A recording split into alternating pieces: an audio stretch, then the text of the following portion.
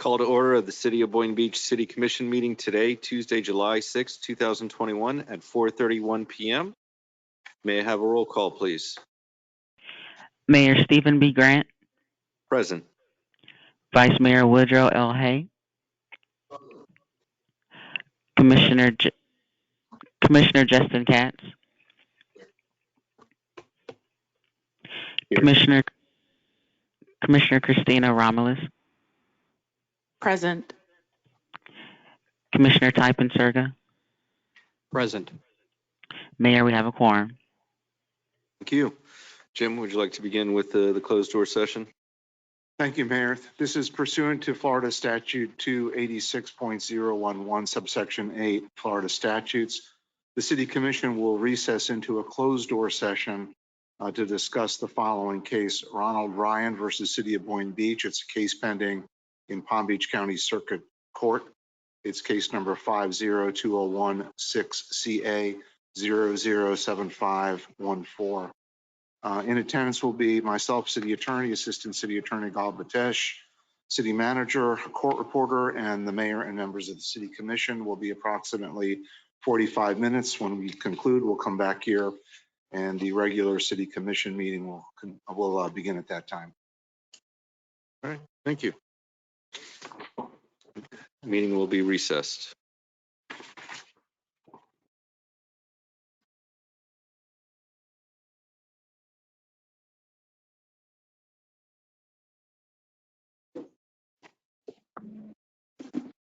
And what is it?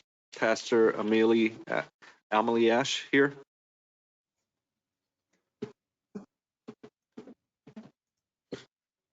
We have Pastor Amelie Ash here. Is she on virtually?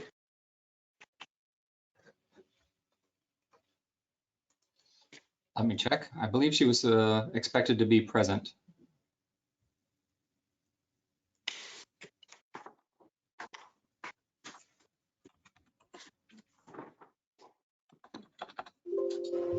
Mayor Grant, I do not see her in the list of virtual attendees.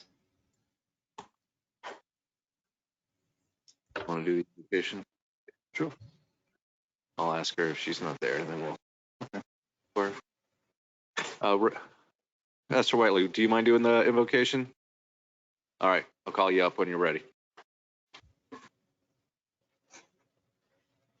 All right, John, now we're ready. Okay, we are live. Welcome back. Reconvene the City of Boynton Beach City Commission meeting from our closed door session. I'd like to have an invocation. Would everyone please rise for invocation by Pastor Ray Whiteley, followed by the Pledge of Allegiance.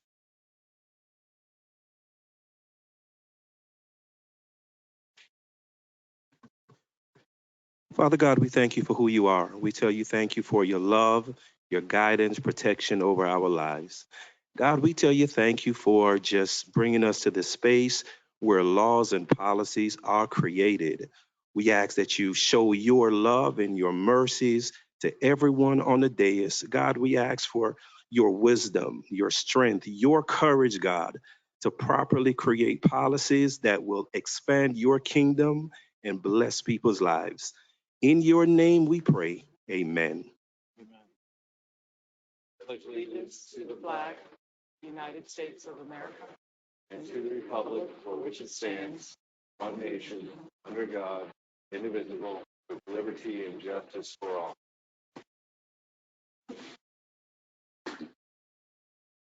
Thank you. I received a request from our city attorney to add an item for the confirmed mayor's authority to sign a final completion certification related to capital improvement revenue bonds, series 2018. I'd like to put that item under legal.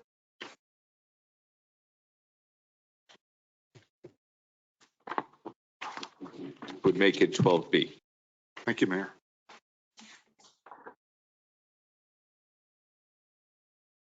Is there any other additions, deletions, or corrections to the agenda? Seeing none, may I have a motion to approve as amended? So move. All those in favor? Aye. All those opposed? Hearing none, Motion passes unanimously.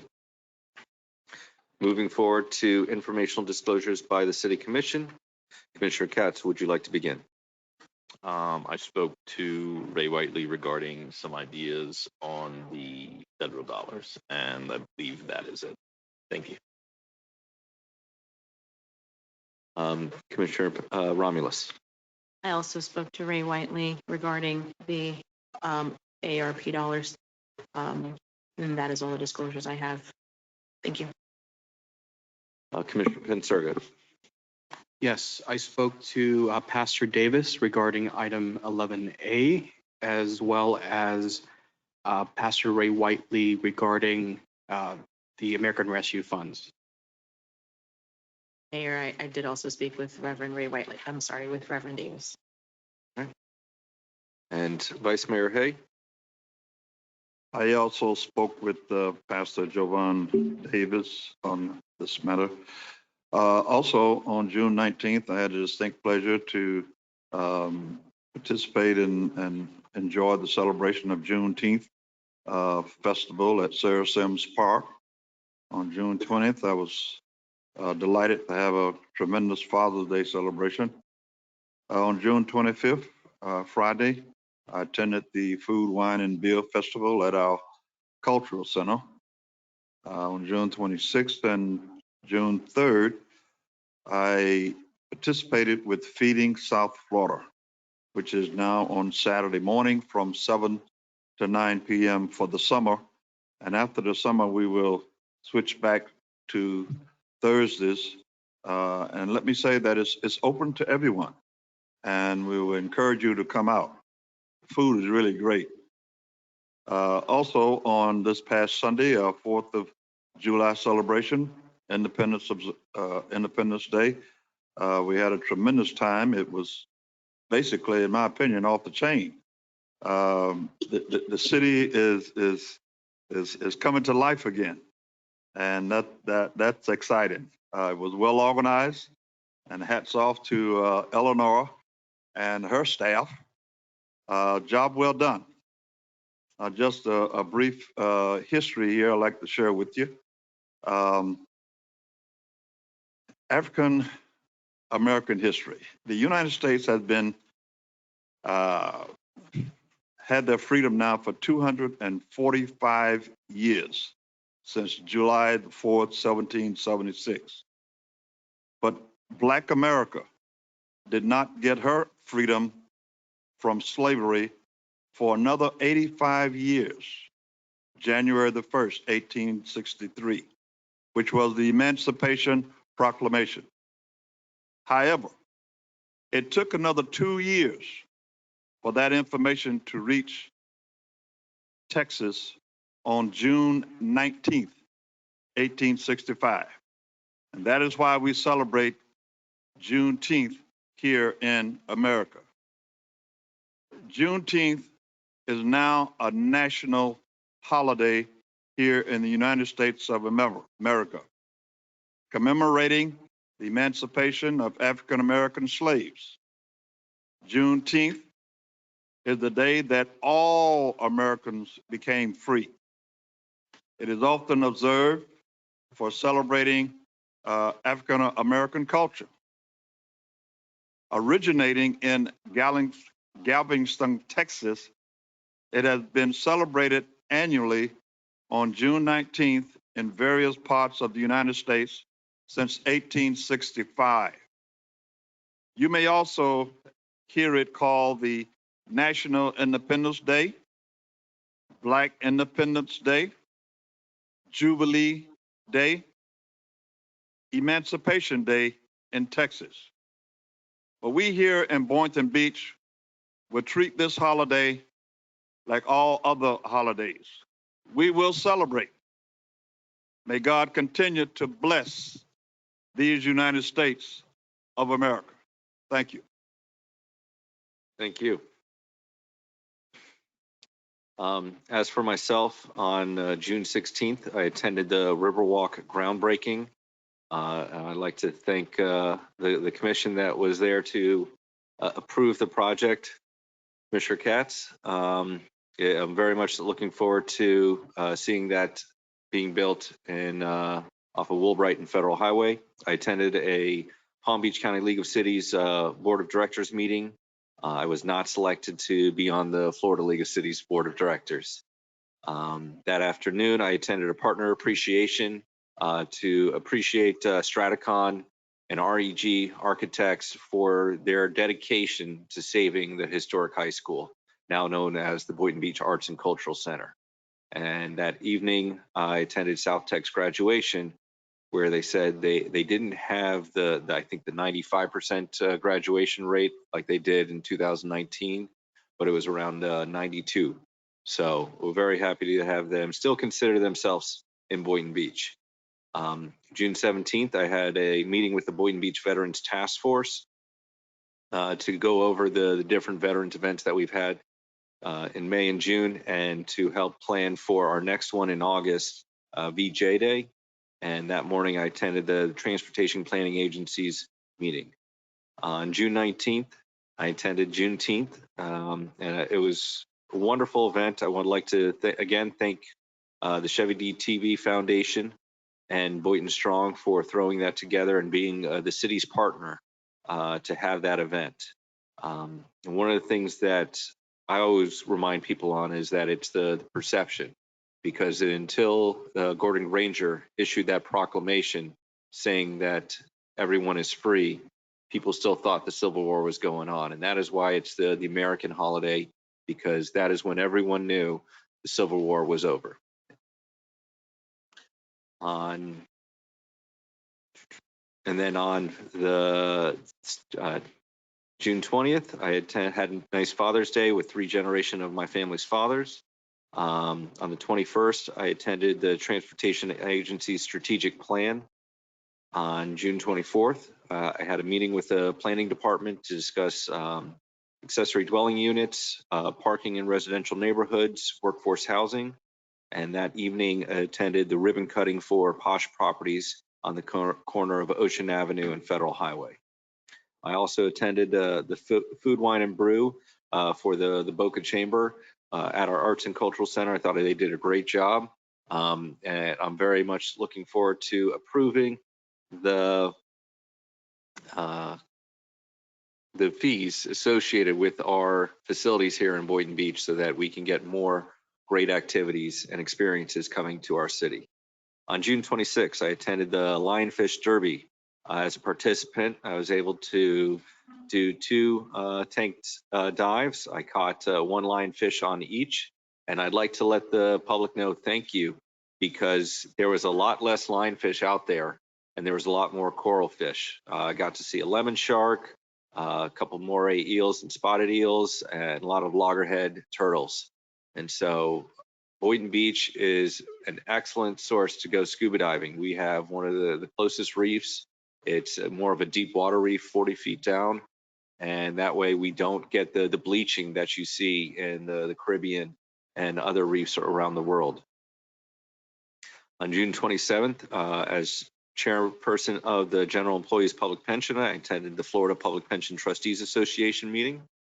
On July 1st, I had a meeting with Verdex and Community Greening. I was able to attend the July 4th event with my family, and I would like to thank Eleanor Crucell and her marketing team for putting that together. It was an amazing event. I remember 2 years ago we had like 3 or 4 food trucks.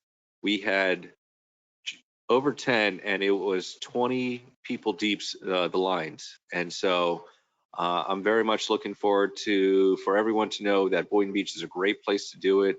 I think next year we may plan for a little bit more time for kids events earlier in the day. But I think it was a wonderful event. And then today, I took some of our residents to go to Career Source in the Boynton Beach Library from 9 to 4 today. So I want to reiterate, if anybody needs job assistance, go to employflorida.com and sign up. And there is a representative here in our library to help you find a job if you feel you're underemployed or unemployed. In addition, I spoke with Ray Whiteley, Javon Davis, Lutheran Family Services, Zachary Toussaint, and John Markey and Jeff Johnson. That is it for me. All right, moving on to announcements. Announcement 3A, fiscal year 2021-2022 budget workshops are scheduled to be held July 12th to the 14th, 2021 in the Police Station Community Room, 2100 High Ridge Road, starting Monday, July 12th, 2021 at 5:30 p.m., Tuesday, July 13th, 2021 at 10 a.m., and Wednesday, July 14th, 2021 at 2 p.m. if needed. Commission adopts a preliminary fire assessment rate resolution and tentative millage rate resolution at these workshops. Item 3A, proclaim the month of July 2021 as Parks and Recreation Month. Casey Young, our Parks and Rec Director, will accept the proclamation. City of Boynton Beach proclamation. Whereas parks and recreation programs are an integral part of communities throughout this country, including the City of Boynton Beach, and our parks and recreation are vitally important to establishing and maintaining the quality of life in our communities, ensuring the health and citizens of all citizens and contributing to the economic and environmental well-being of the City of Boynton Beach. Whereas parks and recreation programs build healthy, active communities that aid in the prevention of chronic disease, provide therapeutic recreation services for those who are mentally or physically disabled, and also improve the mental and emotional health of all citizens. And whereas parks and recreation programs increase a community's economic prosperity through increased property values, expansion of the local tax base, increased tourism, the attraction and retention of businesses, and crime reduction.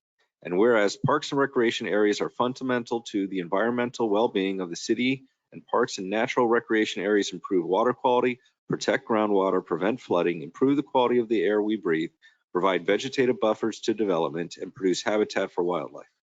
And whereas our parks and natural recreation areas ensure the ecological beauty of our community and provide a place for children and adults to connect with nature and recreate outdoors.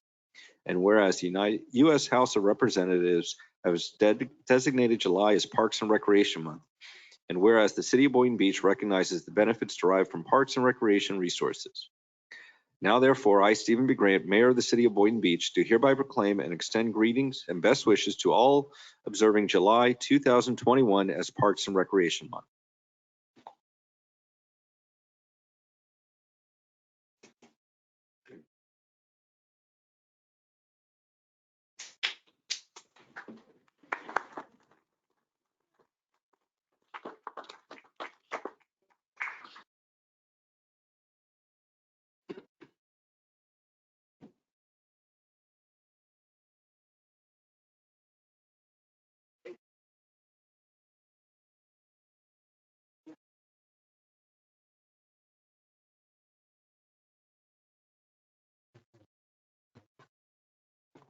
Good evening, Mayor and Commissioners. Casey Young, Recreation and Parks Director. Thank you for this opportunity to accept this proclamation on behalf of the Recreation and Parks Department. July is Parks and Recreation Month, and the Recreation and Parks Department has programs planned that will help tell our story, which is this year's theme for Parks and Recreation Month. During the month, the department is hosting the following events. Battle of the Beaches Youth Basketball Tournament at the Ezel Hester Center, Boynton Todd Olympics at Pence Park. The Arts and Culture Center will host Wow Wednesdays during the month, which includes youth orchestra concert, dance fit fusion demonstration, young chess masters exhibition, just to highlight a few events. There will also be postcards available at all recreation facilities for anyone to share their story of what does Parks and Recreation mean to me. It should be a fun-filled month with activities available for all ages. I would also encourage everyone to visit one of our parks during the month to enjoy recreation on your own. Thank you again for recognizing Parks and Recreation Month in the City of Boynton Beach. Questions? Thank you. Thank you.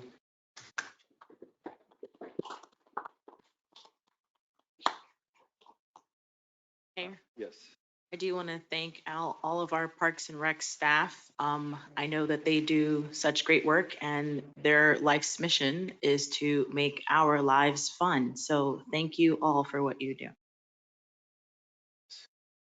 All right. And now When I bought my house in 2012, the previous owner says that I didn't go in the attic, so anything you want there, that was there when I bought the house. And one of the items that we got was a sign from Harold Lyman. And the story behind that, in our historical wayfinding, his father, Kenny Lyman, used to own the marina that the CRA bought. And so this was his charter boat sign for having charter boats coming out of our Boynton Beach history. Is that all correct? It is. It is. Oh, is there anything else that I missed? I don't think so. All We right. just wanted to. I'm Georgian Charnes. I'm the archivist librarian for the library. We wanted to thank you for your donation, and we collect. The local history archives collects photographs, personal papers, manuscripts, scrapbooks to document the area, and we make it available online and in displays for people who are interested in doing research. And we're always interested in getting more materials. So thank you for the opportunity to show and tell. Georgianne, what are some of the other items that you mentioned? Pictures and documents. How old do they need to be considered historical, or That's a good question. or of note? If there's Well, one thing with modern photography is people tend to take a lot more photos. So if somebody gave me a lot of photos of an event, I probably wouldn't scan them all, but I might scan a few because it's still history, even if it's more recent. okay. Okay, thank you. Thank you very much. Okay. Yes. On this topic, I think I met Mr. Lyman a couple of weeks ago at Park, so it's still going. Yeah. Family still lives here. All right. Moving on to public audience. Individual speakers will be limited to 3-minute presentations. Please state your name and address for the record when you begin.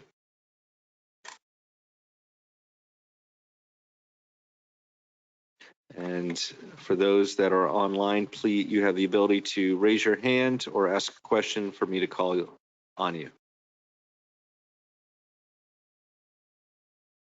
And if there's an item that is on the agenda, and because you are here live, you can just come up to the podium for that agenda item.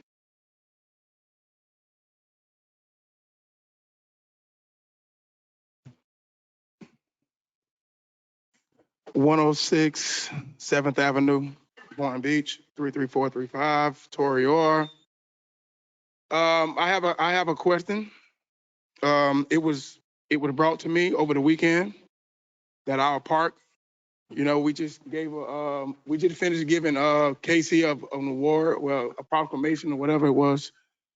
But we want to know why our park would close on 4th of July. Our park, I don't As know. if the park on Sarah Sims. Sarah Sims Park. Yeah, it was closed to the people. We couldn't reserve. Nobody couldn't reserve nothing. They said it was all reserved, and nobody came and did nothing the whole weekend, Saturday or Sunday. No one came and used not one park, and it was all red and yellow with the reserve signs on them. We called down here to the city, Prevail, no answer. They never answer for us for some reason. I guess once I say my name, I don't know. But we want answers. And we want to know why our park was targeted for us to have no event out there Saturday or Sunday or Monday. Who do we talk to? So the answer is that if you're trying to say, hey, do you want a public records request to see who reserved? We did that. It came back nobody. So you're Like saying who? Okay, go ahead. Yeah. This is Catherine Montes, Assistant City Manager.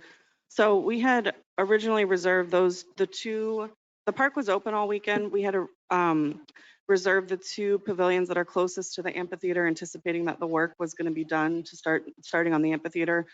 We automatically had it in our system to reserve them starting right after Juneteenth. So that was our mistake because the work hasn't started yet. But the pavilions 1 and 3 were open and there were no reservations. But that was our mistake to have the two, which were numbers 2 and 4 closest to the pavilion. So the city of Boynton just took it upon itself and just say, well, we'll Correct. just. That was an a error on mistake. those two. I But see. the rest of the park and the two Yeah, but the two pavilions big further pavilions, away. people, I'm saying people was out there, you know what I'm saying, wanting to celebrate. You know what I'm saying? They were told, if you do, you're going to jail. Like, what's going on in our community? Like, we only the smallest thing in Boynton, so we only the smallest community in Boynton District 2. We only make 24,000 a year over there. Can y'all give us a breakdown here at the city? Like, y'all really busting our balls. Please. Thank you.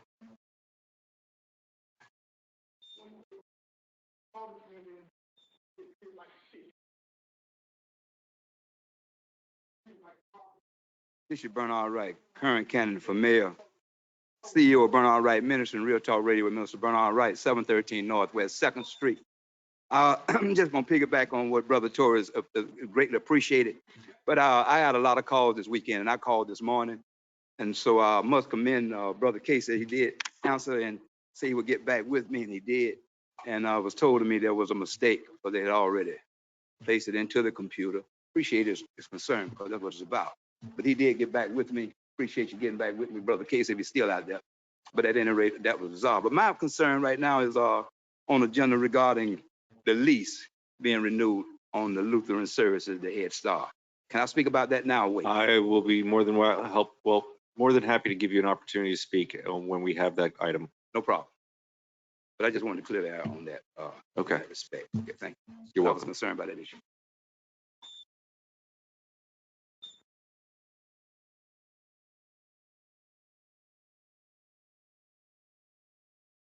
All right. Is there anyone else in the public here that would like to speak on public comments?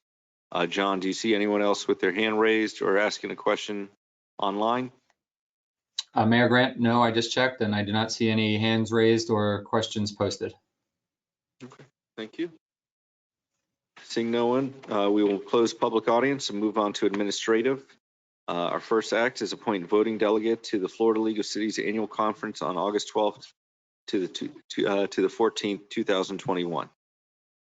Mayor, Yes. I'd like to nominate myself as a potential delegate to the Florida League Conference meeting.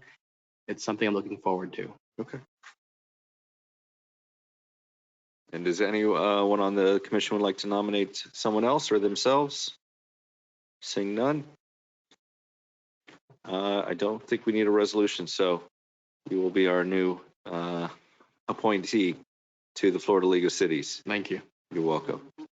Do we need a backup for that? Because if we need a backup, I'll volunteer myself, All right, you can be the alternate. the alternate. And Mayor, this is specifically for the votes that will be taken on numerous resolutions, which we'll get the packages out to you as soon as we receive them up at the state conference. For example, the Florida League of Cities is an association of all the municipalities in Florida. I believe there's 413, where we promote universal city issues. I am on the Land Use and Economic Development Committee, and so we are putting out legislative issues that are important to the city. For example, our sovereign immunity, annexation, and other types of economic development.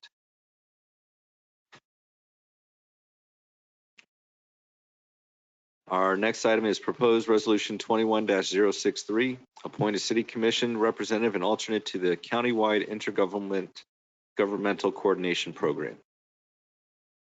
Garrett, I'll volunteer for that. Okay. And I do think we need an alternate.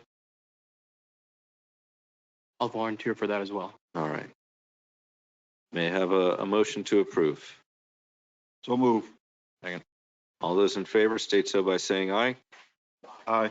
All those opposed? Hearing none, motion passes unanimously. Proposed Resolution 21-064, appoint a city commission representative and alternate to the Coalition of Boynton West Residential Association. Mayor, I'd like to maintain my position, my final year on the board. Okay, And I second that. all right. And do you mind if I'm the alternate? By all means. All right, thank you. And so may I have a motion? So move. All those in favor state so by saying aye. Aye. Those opposed? Hearing none, motion passes unanimously. Proposed Resolution 21-065, appoint a city commission representative alternate to the Palm Beach County League of Cities. I'll take it. All right. And, Back up, Mayor. okay. May I have a motion, please? Second. All those in favor state so by saying aye. Aye. Aye. Any opposed? Hearing none, motion passes unanimously. Proposed Resolution 21-066, appoint a city commission representative alternate to the Transportation Planning Agency.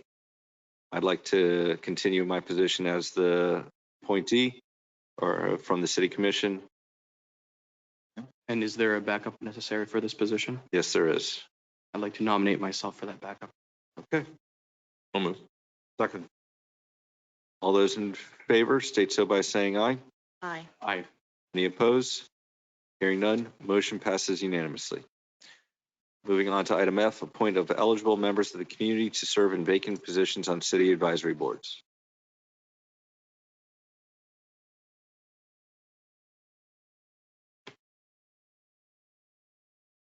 Have recreation and parks.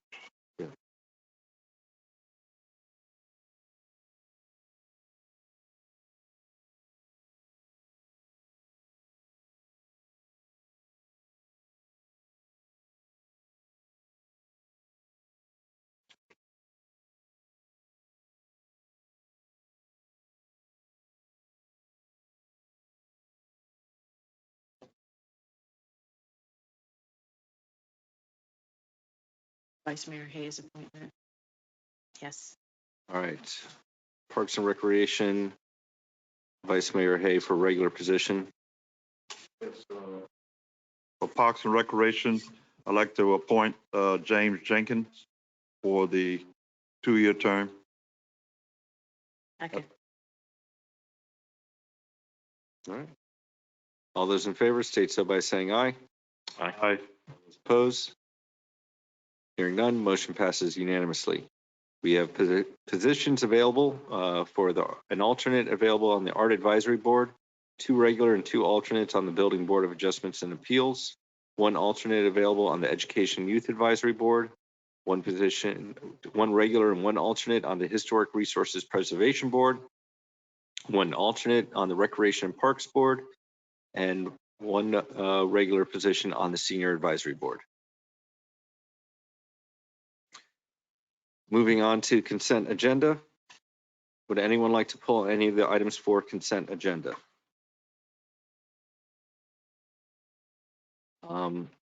As for myself, I'd like to pull item F, approve and authorize the mayor to sign subrecipient agreement for the community development block grant.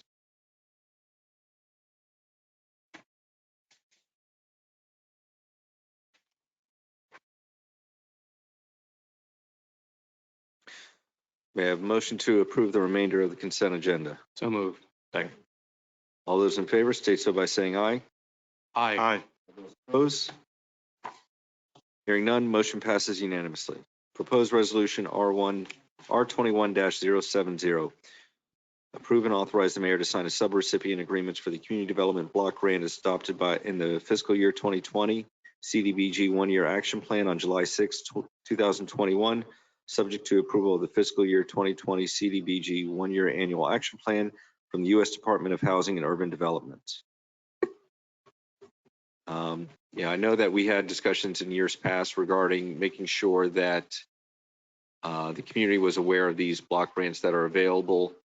Do we have that opportunity to advertise these for the local nonprofits? Yes, and RJ's here I think we're trying to build on that. Are we doing advertisements on the radio station as well? Yeah, absolutely. Mr. Mayor, Commissioners, RJ Ramirez, I'm the Community Improvement Program Manager. And yes, advertisement has been done to different outlets, to city website. And this particular year, it was advertised to the newspaper and also the website, to churches and synagogues, to nonprofit organizations and other community organizations. An outreach effort has been done for nonprofits and community members to be able to be aware of these funds, and for nonprofit organizations to be able to apply for these funds. And I just want to let the public know that we are giving out funds to the Aid for Victims of Domestic Assault, Pathways to Prosperity, Legal Aid Society of Palm Beach County, and the Boynton Beach Faith-Based CDC. May I have a motion to approve? So moved. Seeing no further discussion, all those in favor state so by saying aye. Aye. All those opposed? Hearing none, motion passes unanimously. Mayor, Yes. is Lachey Brooks still with us? Lori? Okay, somebody's email went unread then. Should have bounced back if you, yes. Okay, How long ago did you send it? earlier this week. Should have bounced back. Follow up with me. I have a resident who needs some help and I thought I sent it to her, but I never got any reply back, so now it makes sense. Got it. I'll send you RJ's email tomorrow. He's overseeing our grants program now. Got it. Thank you. Consent bids and purchases over 100,000. Motion to approve. Second. Which one are we approving? We're approving them all, Oh, unless you want to yeah, take on second, either. Second. All right. Seeing no further discussion, all those in favor state so by saying aye. Aye. All those opposed? Hearing none, motion passes unanimously. I'm excited for the new golf carts over at the links. Yes. Moving on to public hearing, the City Commission will conduct these public hearings in its dual capacity as local planning agency and City Commission. Second reading of ordinance number 21-019. Jim? An ordinance of the City of Boynton Beach, Florida, rescinding ordinance 20041 and approving the abandonment of an approximately 76-foot-long section of the 5-foot wide alley along the south side of Lot 1, Meeks addition to Boynton Plat, authorizing the city manager to execute a disclaimer which shall be recorded with this ordinance in the public records of Palm Beach County, Florida, and providing an effective date. May I have a motion to approve? So moved. Second. Is there any questions or comments from the public?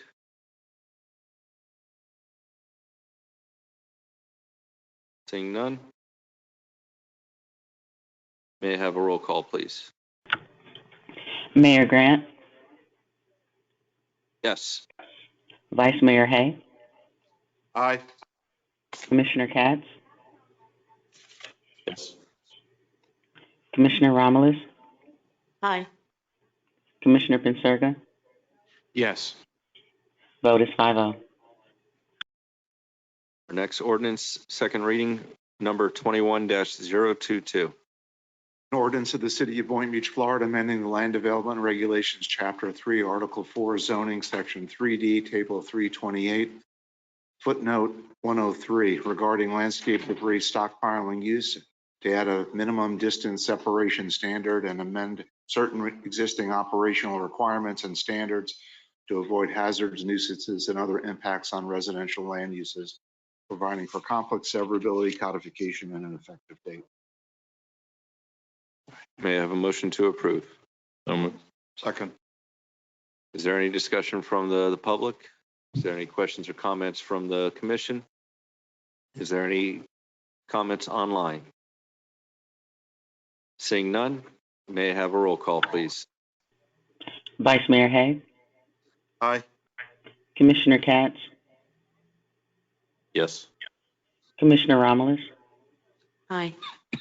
Commissioner Penserga, Yes. Mayor Grant. Yes. Vote is 5-0. Moving on to City Manager's Report, approve the Draft American Rescue Plan Act Fiscal Recovery Funds Investment Framework presented by Carice Lejeune. Thank you, Mayor. As Carice comes up to the podium, some of you may remember her from her prior days. Carice is retired from the city. Guys, it's been 6 years. Carice, I think 5.5. 5.5 years. She was the former assistant city manager.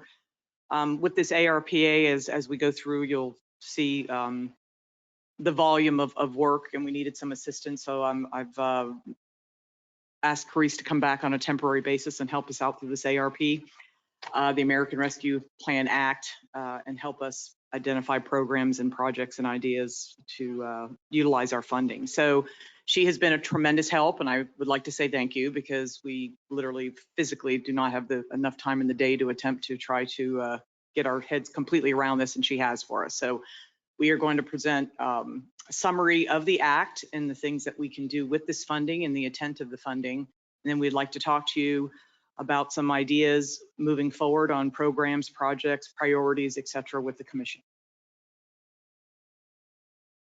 Good evening, Honorable Mayor, City Commissioners. Thank you so much for this opportunity.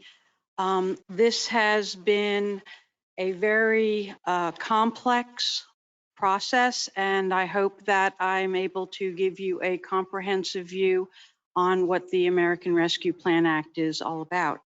So on May 10th of this year, the Department of Treasury announced the launch of their coronavirus state and local recovery funds and established the American Rescue Plan Act of 2021.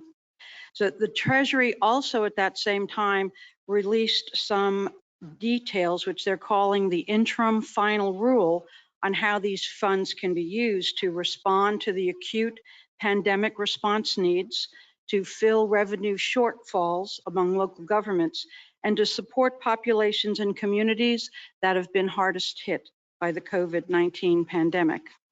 Next slide, please. So there are 4 funding objectives that came out of the interim final rule. The first one is to support urgent COVID-19 response efforts, and that is by covering expenses that are related to, for the city of Boynton Beach, vaccination programs and sites, including staffing and equipment, supplies and facility costs, as well as information technology and administrative costs. The next funding objective is replacing lost revenue, and this is for local governments. The Treasury Department has created a formula that allows the local municipalities to calculate the reduction in revenue that they experienced during the COVID-19 public health emergency. It can be adjusted annually to account for growth, and it also can be recalculated at multiple points through December 23rd, 2023, to account for the revenue loss lag that could occur. The next funding objective is to support immediate economic stabilization.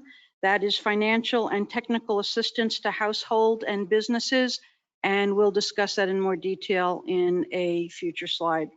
And then, of course, to address the public health and economic challenges of the disproportionately impacted populations and communities. And the interim final rule has recommended making investments to build stronger communities and neighborhoods, create economic and educational opportunities. Next slide, please. So there are things that the money cannot be, whoops, back again. Back, okay, thanks. There are restrictions on use, what the funding cannot be used for. And again, this is sent down by the Treasury in the interim final rule, and it cannot be used for direct or indirect offset for the reduction in net tax revenue if it's due to a change of a law, a regulation, or an administrative interpretation. It cannot be used to settle a settlement agreement, a judgment, or dissent decree against the city. It cannot be deposited into your pension fund or used as a federal matching requirement for federal grants. They do not allow you to put it into your rainy day fund or your financial reserves. and it cannot be used for payment of financial indebtedness for borrowed money or interest or principal on any outstanding debt. And it cannot be used for any infrastructure project that is not directly addressed in the ARPA. Next slide, please. So there are 5 eligible use categories established by the interim final rule. Those are public health, economic hardship, revenue loss, premium pay, and water, sewer, and broadband infrastructure. Now, the interim final rule established the guidance for these 5 eligibility categories, and every project or program that the city decides to use the ARPA funding for, it must fit into one of these 5 categories. Revenue loss is for providing the public services, and as I discussed in the earlier slide, you have the opportunity to adjust that annually for growth and to recalculate throughout the life cycle of the ARPA funding. Premium pay is offering enhanced compensation for the health and financial risks that essential workers face, and the interim final rule has very specific definition of what essential workers are for a local municipality. The other 3 I'm going to delve into a little bit deeper in the rest of the PowerPoint. Next slide, please. So when we look at supporting the public health response, this is for emerging public health needs. COVID-19 mitigation and containment. For the city, that would be vaccination programs, equipment, vaccination sites, supplies, administrative expenses, all incurred after March 3rd, 2021. Unfortunately, it does not let the city go back prior to that, to the beginning of the COVID, and reimburse yourself for things that have already been spent. But anything that is spent in that category after March 3rd is eligible for funding. Medical expenses for the city would be things like paid sick, paid family and medical leave, and again, incurred after March 3rd. And then behavioral health care, that would be something like the city's EAP program. You could put additional funding into that. You could expand it, and wellness programs for your safety, life safety personnel. And those are just some examples. These are not exhausted ideas, but just some things that staff has been looking at. For the public health and safety staff, that would be staff costs that are covered to the extent that they worked on the COVID-19 response. And for convenience, the costs of your public health and safety staff that are primarily dedicated to the response are fully reimbursable, but not in addition to. You could reimburse for their pay and their expenses, but you could not put it in addition to what they already get paid. Next slide, please. So addressing the negative economic impacts, it can be funding for workers and families, the assistance for job training and unemployed workers, replenishing your state unemployment insurance trust funds, assistance with food and housing and utilities. The small business, you can provide loans and grants to mitigate financial hardships and give aid to implement COVID-19 prevention and mitigation tactics, as well as technical assistance. Your hardest hit industries. So that would be things like tourism, travel, and hospitality. And if there's any other sectors that you have economic conditions data saying that they've been hardest hit in your city, you can provide assistance in the way of mitigation and infection prevention for the safe opening and resumption of services, but it cannot be used related to increasing tourism. That was a question that was posed to the U.S. Treasury and is in their frequently asked questions, because a lot of cities were very much interested in using it to grow their economic development and increase tourism, and they specifically said you can't use it for that. And then to rehire any public sector staff that you had to lay off during COVID, but I understand that the city did not have any layovers, so you guys are ahead of the game. Next slide, please. So for providing equity-focused services, this slide actually drills down on the fourth funding objective because it addresses the public health and economic challenges for the disproportionately impacted populations and communities due to COVID-19 by providing equity-focused services. So the impacts of the pandemic were felt more acutely and more severely in low-income families and people of color across America. And recognizing these impacts, there is a broader range of services that are now eligible to address this disproportionate impact in these communities. So eligible services that address the disparities is such as addressing the health issues. Community health workers is something that some of the larger cities, I know, I believe Chicago and Los Angeles, have been working to bring community health workers into some of the disadvantaged communities. You can invest in housing and neighborhoods, such as affordable housing, and addressing the educational disparities for early learning and tutoring and after-school programs. And then, of course, promoting healthy childhood environments by providing childcare opportunities. So the ARPA funding must reach the hardest hit families and communities. This is something that the Treasury Department has not only encouraged, but has made fundamental to one of the reasons that they've put this funding out to the local municipalities, because the CARES Act came down and it never reached the municipal level. And the municipalities are really the boots on the ground. So you know where the greatest needs are in your community. So the U.S. Treasury Department, through the Biden-Harris administration, had determined that they needed to provide funding to the local municipalities.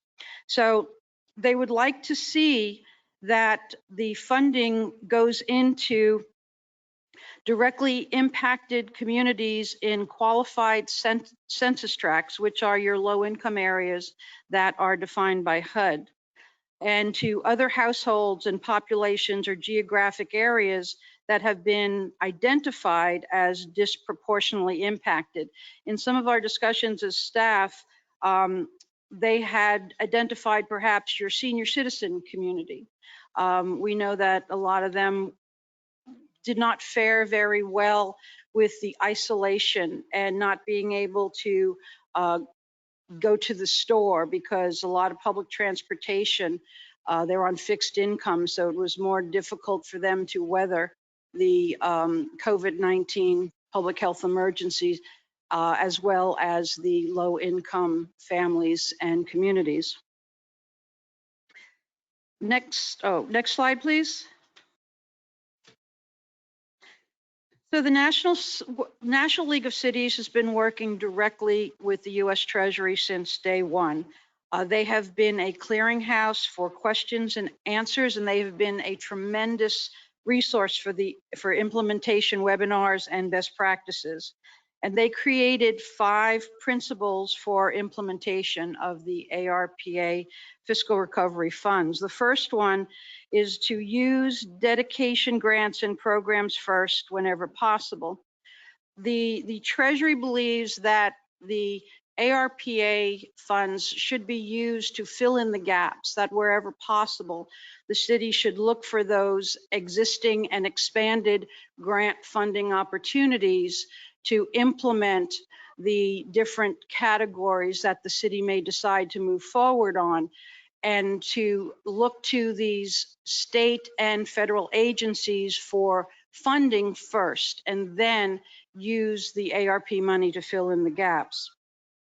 The next principle is to assess government operations and community needs. So it's vital that the city goes forward and does a needs assessment. Now, I know that you've already contracted with FIU, which is excellent because that information is going to be so important when the city and yourselves are going to be deciding on what programs and projects you need to put forward.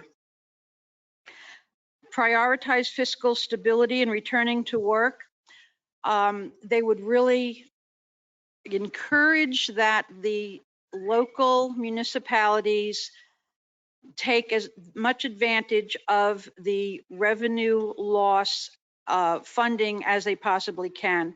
An analogy that I had heard on one of the webinars was when you're in an airplane and if you go through turbulence and they drop down those oxygen masks, they tell you put the oxygen mask on yourself first. And then if you have a child or a neighbor who's struggling, put it on them next. Because the viability and stability of the local municipalities need to happen so that they can then in turn service the community. If the city fiscally goes under, then everyone will suffer in the long run. To prioritize fiscal stability and returning to work. They made a point in one of the webinars that every city is going to have pet projects, things you've had on the books that you've not been able to fund out of your CIP or out of your general fund. And they've stressed that this is not what that money is for, that the intent is to stabilize the community and to put people back to work. To maintain records and document success, on June 17th, the compliance and reporting guidance came down from the Treasury, and they're very specific on the type of record keeping and documentation that the city will have to provide once you start spending the funds. And then to get your congressional delegation part of your process. Celebrate your successes. Let the community and your legislators know how you're using the money so that they can understand and repeat what their local municipalities are doing with the federal grant money. Next slide, please. So how does the money flow? The tranching of funds is coming in two tranches. 50% was provided the beginning of May 2021, and then the balance will be delivered next year, 12 months after that date. The city has already received a total of, they will receive a total of $13,647,904. And you have already received the first deposit of roughly 6.8 million on May 19th. So as a recipient of the fiscal recovery fund, you can cover eligible costs that have been incurred during the period that begins on March 3rd and ends December 31st, 2024. Fiscal recovery funds must be obligated by December 31st on 2024, but they can be spent up until December 31st in 2026. Next slide, please. So as the city goes forward to consider how to spend the fiscal recovery funds, you've been asked by the Treasury to follow several principles and processes. First, it's to gather public input. They do not want to see the cities decide how to spend the money in a vacuum. They want you to reach out into your communities and find out where the greatest needs are. Be transparent in your decision making, your implementation, and your reporting, and be accountable for how the funds are spent, not only by the city, but city partners. Step one, identified the need or negative impact. The city has already begun that process. You have the FIU study, which we talked about. The city manager is scheduling a stakeholder workshop, reaching out into the community, getting the community stakeholders to give their feedback on where they feel the greatest need lies. And there's also been a internal department needs assessment, which I believe the finance department has been working with the department heads to see where those losses have been the greatest. Identify how the program, service, or other intervention addresses the identified need or impact, and then focus on opportunities to partner with other agencies through existing evidence-based programs, services, and grants. In the recent June 17th compliance and reporting guidance, the Treasury Department did us a great favor and actually defined evidence-based programs and services. And those would be interventions that have strong or moderate evidence of positive findings on one or more intended outcomes from documented and verifiable experimental and non-experimental studies. So as the city goes forward and they look for those partners who are going to be out in the community providing the services that this city commission decides that they want to happen, you need to look at the partners who have been doing this, who know how to do it, who have documented evidence that they have positive outcomes going forward. Because when you get into the compliance and reporting portion of it, in the very back of that document, there is an appendix, and it specifically lists the different types of programs and projects that they want you to be reporting on, and you need to identify the evidence-based programs that you're using. Next slide, please. So with the compliance and reporting, the Treasury has created a deadline of July 16th to receive all public comment on the interim final rule. They've been putting out FAQs since this first came out, as municipalities have been going directly to the Treasury through the National League of Cities, through the U.S. Conference of Mayors, and they've been asking specific questions for clarification on the interim rule. So by July 16th, all the questions have to be in, and then the Treasury will adopt a final rule responding to the comments, and they also will probably add some more clarifications to the implementing guidance. Your first interim report is going to be due August 31st of this year, and that should be for all activities through July 31st, 2021. Now, some cities have already started implementing, but there are many, many more that are in the same place that the city of Boynton Beach is in, that they're being very careful and deliberative about what programs they want to put out there. And the Treasury actually, through some of the FAQs, they're encouraging that. They don't want you to just run out and try to spend the money as quickly as you can, but to base it on real data and information on how it's best going to serve and support your community and their objectives. And then after the August 31st interim report, there is a quarterly project and expenditure report that'll be due the beginning of October 31st. And then every 30 days after the end of each quarter, you will need to file that quarterly project and expenditure report. Luckily, the interim report is kind of an overview, so even if you haven't spent anything, you can just tell them this is what we're considering. But when you get into the quarterly project and expenditure report, then you're going to have to start giving them real data and real numbers.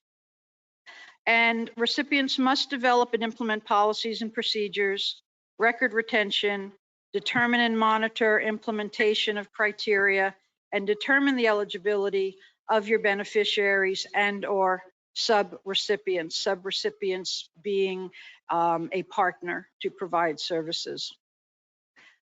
Next slide. So ultimately, what will your master spending plan for the fiscal recovery funds look like?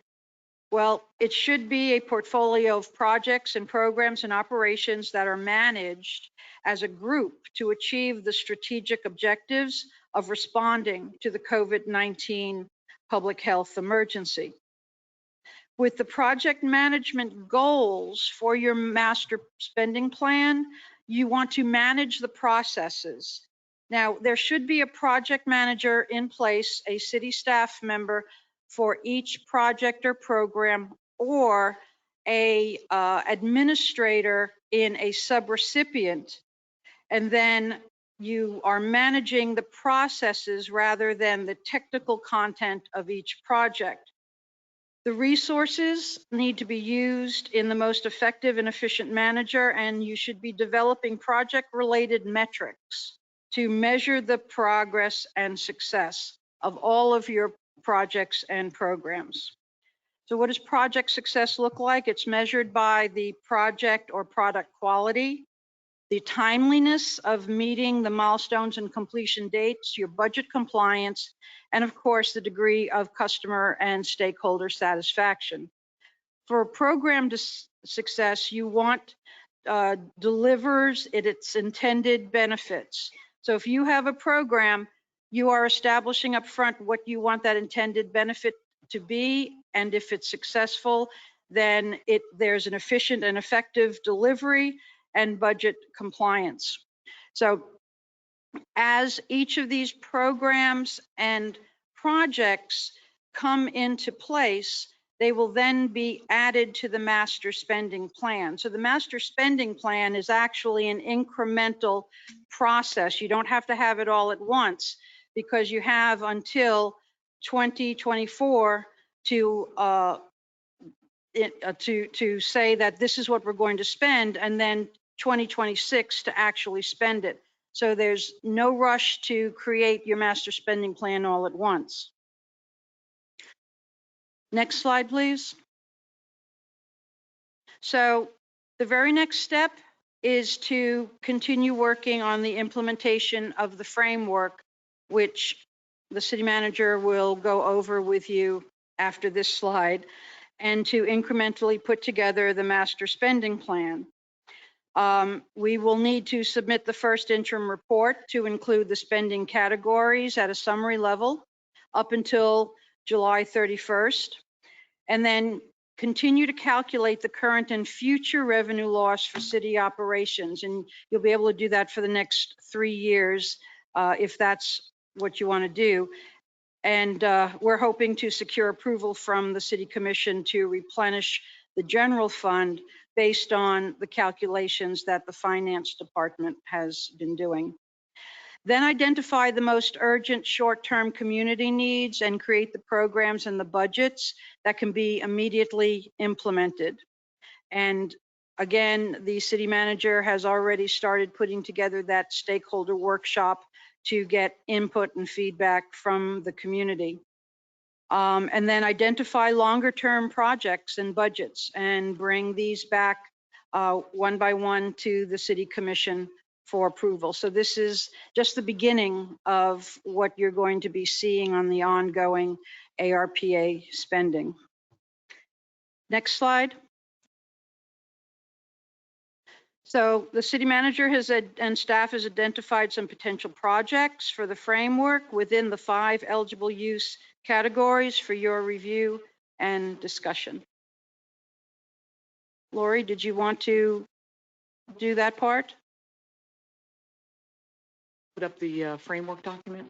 John, are you able to put the framework up on the screen? Okay, there it is. Let me take it to the top. You zoom in a little bit. You make Sure. it bigger. Right. Whoops. Thank you. Thank you, John. And I'll scroll down as you direct me. So in working with Carice, with staff, this is very, very broad, as you can see, because we're not anywhere near yet having very specific project ideas or budgets or timelines or anything like that. We wanted to kind of identify roughly ideas or things that we can use the money for, and we broke it down by each of the categories. And this is primarily for discussion with you tonight to hear from the commission on what do you like, what don't you like, what are your priorities, what do you think we should do as quickly as possible, what are we not interested in doing, is there something we've missed? Because, you know, we've already thought of a couple things here and there that we could have possibly, through some discussions individually with the commission today, a couple things that we may want to add to the list. So I just, if you've hopefully had the opportunity to read through this, the first item is if you go back to the top, John, is the revenue loss. Now, what we've calculated to date on revenue loss is 3.7 million, based on what we were able to calculate through the Treasury's formula. I am requesting 1.6 million of that this year to utilize toward our budget to recapture some of those losses. I anticipate next year potentially requesting the remaining portion of that, depending on the commission's desire. I don't want to hit it all up at 1 year. Let's see where we are next year, because we're probably going to need it then as well. So we just didn't want to move so fast. Public health, one of the things that, like Carice said, and what we're certainly doing is if there's any other funding opportunities, we're going for those first. So on the public health, all the money we've spent on running our vaccine site, the overtime, the personnel, et cetera, for all of our COVID response, the supplies we've bought and everything. Right now, we're first applying to FEMA for reimbursement. And FEMA has their sets of rules and documentation that we need to have and so forth. So will we get 100% back? Not likely. So we've identified it on this list because we're going to go to FEMA first. What we can't get, we know anything related to any of our response to COVID is covered through this. So we wanted to make sure we had that on there. And we probably won't know, I'm guessing probably for at least 6 or 9 more months at the earliest from FEMA on what our reimbursement levels will look like. That's a notoriously slow process. So we, again, don't have specific dollars on any of that at this point. Under economic hardship, if you scroll up a little bit more, John, these are areas where we have not, these are areas where we can help. Depending on commission's guidance, we can develop programs to assist with rent, food, utilities, mortgage, evictions, literally burials, home repairs, weatherization, and other needs. That's responds to the COVID emergency. What that exactly look like, we don't know until we decide to go down that road and figure out if that's something we want to try to do with some of the funding. There are also right now, if given the direction, there are numerous other programs that are providing that assistance that's still available. So we'll research that first and try to utilize those resources and steer people toward that prior to utilizing ARPA funds. Mental health and wellness was an item. Yeah, there you go. Go down, John. Scroll back. Thank you. You're making me dizzy. Okay, economic hardship. Okay, so that's the first group. Childcare, we can work with expanding or trying to develop enhanced learning opportunities. Education and partnership with our school systems is also something that is, I don't know if it's fair to say a priority for the Treasury, but definitely something that they encourage in terms of offering, knowing coming off of COVID and kids being home for a year, being out of the social setting of a school setting, what that impact is going to look like from a variety of ways, including adults as well. But the impact on slowing learning or impeding learning is definitely going to be there. So anything that we can do to partner to help catch kids up is very much supported by this program. We're going to talk toward the end, but we were trying to come up with something to do quickly, and we had a coalition of clergy meeting. I guess it's been a couple of weeks ago, and we were like, how can we get some money immediately into the community to help? And we thought of potentially a summer tutoring program. So we are at the point right now, which is easier said than done, but trying to we're working with the school district to identify the quartile of children or students that have really fallen behind. And we can utilize funding and offer potentially some tutoring through the city. So this summer is almost over. We have, I think, till August 10th or 12th, but we are literally working on a 2-week intensive, what are we calling it? Jumpstart, like a jumpstart tutoring program. So the district is going to get us the curriculum and the students, and we are going to be able to provide, this is all subject to commission approval, provide a learning opportunity in the cultural center, pretty much a 2-week camp to try to get in and provide some core training to, we're specifically targeting, because the district asked us to, 4th grade students is a population of students they did not target in this year's summer school. And I can't tell you why, or it's a capacity thing for the district, but it gets very complicated. But we said, who needs it the most? Who can we get our hands on the easiest? So we're identifying rising 4th graders from Rolling Green and Forest Park. If we can get 30 to 40 kids out of those 2 schools, we talked to the principals today, we're going to attempt to, and then pay volunteers, caring adults, teachers, retired teachers. We have a principal that wants to volunteer, an hourly wage to help us run the program, because our rec staff's running a summer camp. So those are types, that's something we can do pretty immediate. And we'll talk, as I said, it's at the bottom of the list tonight. We're getting there. I think Ray's in the crowd. I don't know if Pastor Dames is here, but we've identified 4 or 6 volunteers, and we will be reaching out. I have to have anybody working with children to have background screening. So we're going to need the next 2 weeks. We need to identify people quickly. If anyone is interested in tutoring or helping us out, we run them through a quick background check, and then we'll be able to launch the program. I think not next Monday, but the following, and do a 2-week intensive program. School district's thrilled. We are not trying to add to their plate, but between the 2 of us, it's a good partnership to really help. And they think it'll truly very, very much help those 4th graders that aren't getting it this summer. So that's just one idea. Anyhow, so we look forward to longer term as well, partnering with the school district.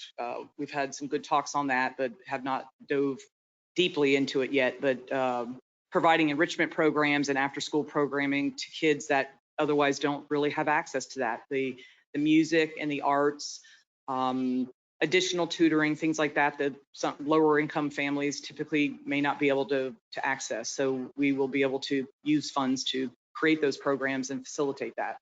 So the district's quite excited to work with us on that more long term. That'll take us some time to put together. You can go scroll up a little bit, John, the next box. We are going to be able to utilize some of this funding to, expand and bring back some of our youth programming that we used to do, the Youth Empowerment Center, the youth, at-risk youth programs, working with the community to provide, even from the mental wellness standpoint, but provide support, engagement with our city, with our youth, in primarily your low-income areas. But we think we have some opportunities to do some great programming that we just haven't had the time or the people possibly in the past to do. Or we're grant funded, that the grant stopped and the program stopped with it. We've got 400 kids in the it's not PALs, not Wildcats, Bulldogs that are on our fields, regularly now, that we can work even just that population, start from there and get to more youth. I think we can do some really cool things. So we're excited about that. We'd love to hear any ideas you may have on that. Job training. Anything, we will continue to work with Career Source, agencies like that.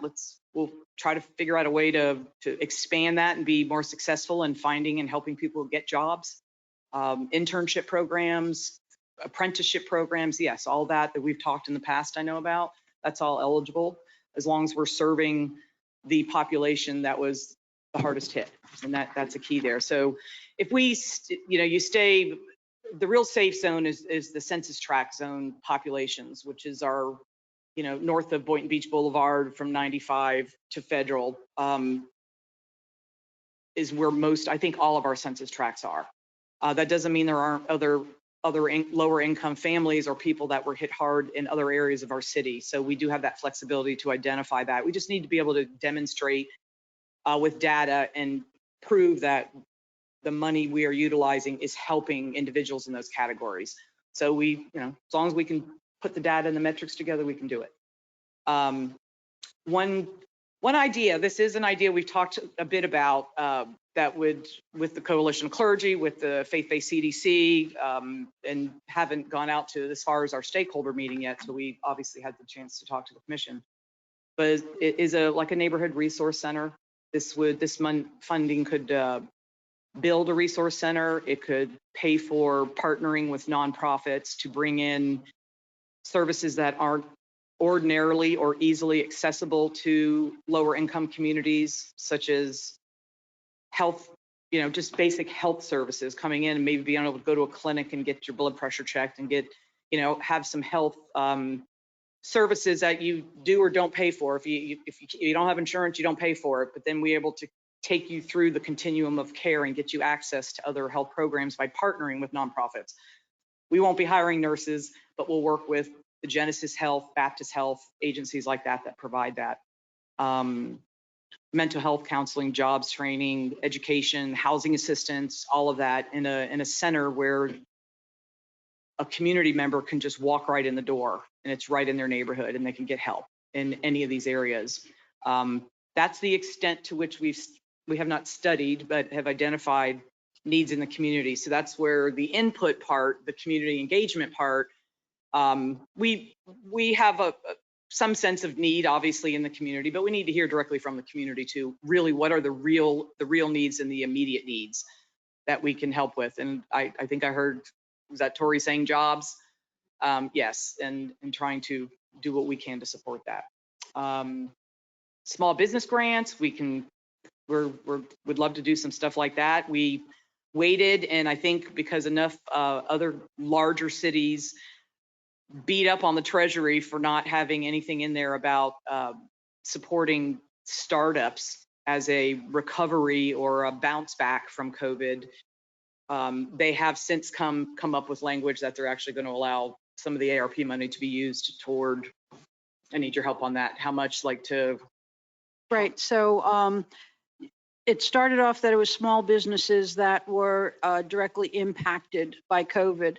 And then they said, well, small businesses that maybe were not able to start up because they weren't able to get credit because of COVID, or they lost their funding or loan money because of COVID. And now they're actually allowing us to help brand new individuals because so many people have now been displaced across the country. They had a business, they lost the business. It's the American dream. They're reinventing themselves. They've got a new business. And the Treasury had said, yes, go ahead and help support those new startups with technical assistance, job training, and loans, grants, and in-kind assistance. Now, what exactly that looks like or what the rules are on what we can and can't do, we don't know yet. They're still figuring that out. So, but we were delighted that they added that to the list. So, Lori, would that be under the purview of our development or our director of development, or?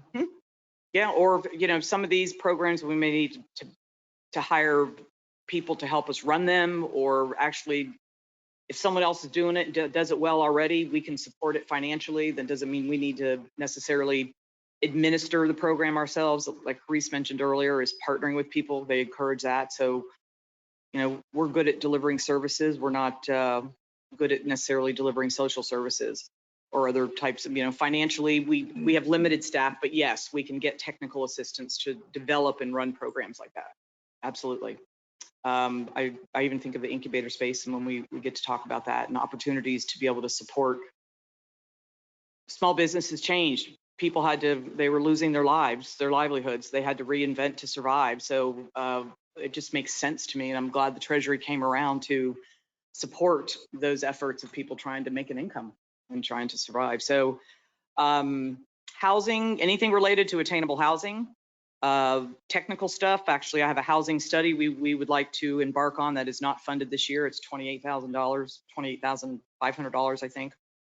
We've put that on an actual project list to talk to you about. We are developing and working on our attainable housing ordinance. But I think greater than that is a program, if it's going to be more meaningful, and partnering with the county. The county is undergoing a needs assessment right now. I mean, housing, I think, Commissioner Romulus, you said the new number that you just recently heard, our median house price in Palm Beach County now is up to almost $500,000. So that really creates some serious issues. We are working very closely with the Housing Authority to try to be successful at them disposing of and us being able to purchase through our CRA of about 35 vacant lots up in the heart of Boynton that have been sitting vacant for probably 30 plus years. Woodrow, would you say, Vice Mayor? That we've worked very closely with them to encourage them to, they have to dispose of the property through a HUD process, but we're hoping to be able to bid via auction on those properties. We won't need to use ARPA because I think CRA actually has it funded to plan on doing this, and then get infill housing built and affordable housing built in those areas. It would literally change the face of some of the areas of the neighborhoods up there if we can get this property. So it's something we're working very hard on. There's just no guarantee because there'll be other people interested in the property as well. Habitat for Humanity, again, CRA, that's the infill housing. When we are able to, and I think, yeah, we can actually acquire land with this. We're not recommending that at this point, but I think you can if you're going to, you can potentially, can we incentivize like a development through either land or, I don't know if we can use ARP funds, Reese, for an affordable housing project, say? Yeah, or... that's not an easy off the top of the head question. Incentives are very specific in the ARP, but there are ways to do what you need to do. To get housing built. Right. So, anyway, so as you can see, there's a million categories and a million things we can do, and we could spend this money 10 times over probably over time. But lastly, the last category, and this is one where I think we're going to have access to monies from a variety of other sources, but we still identified the infrastructure, water, sewer, and broadband. Broadband is huge, and yes, I've already spoken to the county administrator. We're going to partner with the school district, and all the cities are getting together to take more of a regional approach on the broadband. It's kind of silly for us to try to do it ourselves, and as Little Boynton Beach, when countywide, the school district was also getting this funding, and the county, I think, is getting a couple $100 million, 100 something, quite a bit. Broadband's one of their main priorities. So we've all agreed we need to work together on that one. And the water and sewer, we have identified some projects very easily and quickly that would certainly meet the criteria of this. However, I think we're going to be getting access to one is another federal bill that may be coming down, or very likely to the infrastructure bill that will provide millions more of access for water and sewer types of projects. The injection well, the city of Delray and Boynton Beach have to build, that's what, 5 or 6 or 7 million? That needs to get funded and shared by both cities, would fall. That's eligible Into this category, but I would say wait, we can only wait so long, but the state grants and the infrastructure bills that'll pay for that. So I'm done talking. Thank you. Tell us what you think, what you like, what you don't like. And so what I'm going to do, ask the commission is that, would you like to make comments first, or would you want to hear from the public and then make comments? I got my list as well. I know I mentioned that list earlier a couple months ago, and it's kind of premium pay. What we from the public. Yeah, and it's just making sure that we are using these funds wisely as an investment, so that these funds can help propel the city forward, and that it's not just a stopgap. This is not something that needs a continual operation and maintenance cost from the city. So what I'll do is open it up to the public for any comments regarding how the money should be spent, and also online. I'd like to limit it to 3 minutes just for the expedience of time. And Bernard Wright, Bishop Bernard Wright, 713 Northwest 2nd Street. I was on that Zoom meeting with Dr. Robertson and you, City Manager Lori, listening in. And with that on the advisement, I was thinking with the Bulldogs being out there with 300 children, all were impacted by COVID, and especially with the tutoring and me being part of this, sitting on that student advisory council, I know how far behind they were even before COVID. Now, we can get in some of that money to be used where we're not looking for an instructor to handle 20 people. We got 30 out there. We have a facility. That's the center. They all have to come to practice. Part of that practice would be an hour or so tutoring. What greater can it be used that money right now in raising them up in education? So, you know, if a part of this particular church, this particular instructor having 20 or 10, we got 300 out there approximately. So we can, we can kind of get that together. We can kind of get that together and get money identified and channeled right there. I think that'll be great. What you think? Great idea. Okay. Thank you. Good afternoon again. I did write down a few notes here that I wanted to share. Carice did an awesome job with that presentation. I just thought I'll let you know that. Address, please. Excuse me? Name and address. Oh, Ray Whiteley, 223 Northeast 12th Avenue. So Mayor Grant, got my 3 minutes. Mayor Grant, about 4 months ago, I came to this commission meeting and Mayor Grant says, Ray Whiteley, we need to talk about this ARP funding that's coming down. And he gave us a brief overview. And we went into research mode and we researched everything. So when I say that Carice did an awesome job breaking down what you guys heard, she really did an awesome job breaking it down. In addition to what Lori said, which is, I mean, it's all great stuff. We got together as a community and we will be having a community listening session. The stakeholders are all great to have conversations with, but having a listening session with individuals who have been impacted, I think goes a long way. So on the 29th of July, the tentative place is the Carolyn Sims Center, but we haven't yet to lock that down with Parks and Recreation. Maybe y'all can help us lock it down tonight. At 6:30 p.m., we want to have a community listening session where we get an opportunity to hear directly from impacted folks how they think this money should be spent, in addition to all the great stuff that we heard tonight. So we are asking everybody that's here, that's on the dais, we'll be sending out emails to invite you just to listen to the listening session. But whoever is listening via the internet and whoever's here, please come share your thoughts and just listen to the people from the most impacted areas that Carice mentioned share what they believe the funding should go to. So thank you very much and have a great night. Thank you.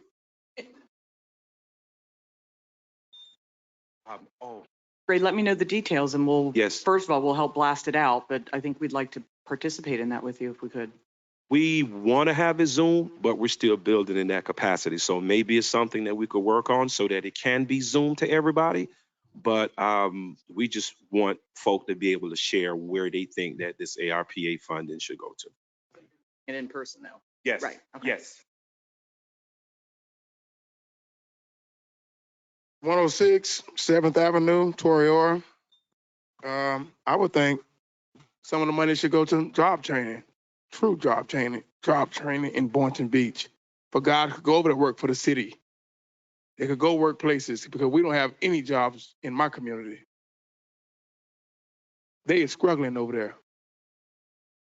We need, when are we gonna get that for real? When are we gonna do that? Because we haven't done that yet in Boynton. We haven't offered no real job training yet. Everything we offer, it been kind of not getting there. We hired 65 people. I'll never forget it. I'm always remind y'all of this. We had 65 people come to the job fair and give their name and social security, and not one of them got a job. So you know what I got to go back to the community and think when they come and they see me, they don't come back and say nothing to y'all. They say something to me. Tori, God dang, man, you keep telling us a job. For real, man. This is what we got to look at because we got to deal with them people in our neighborhood, not y'all. They didn't vote y'all in. Thank you.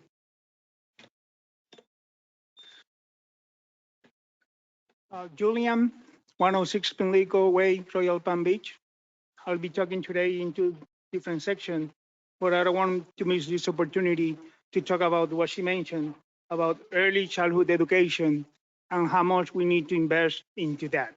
So whenever it's time to talk about Lutheran services, I would like to expand my conversation about that. Thank you very much, and please count with us. Thank you.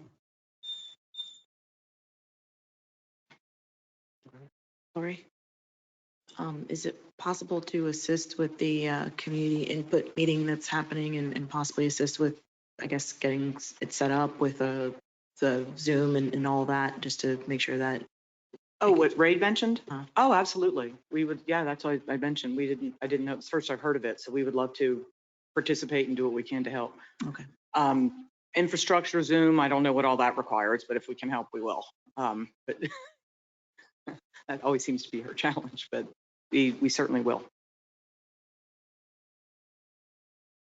Just to remind the council and the citizens that on the very last page of the PowerPoint, which was published in the agenda, there's a list of resources that are available now. At the very top, there's the informational resources for the Department of Treasury and the National League of Cities.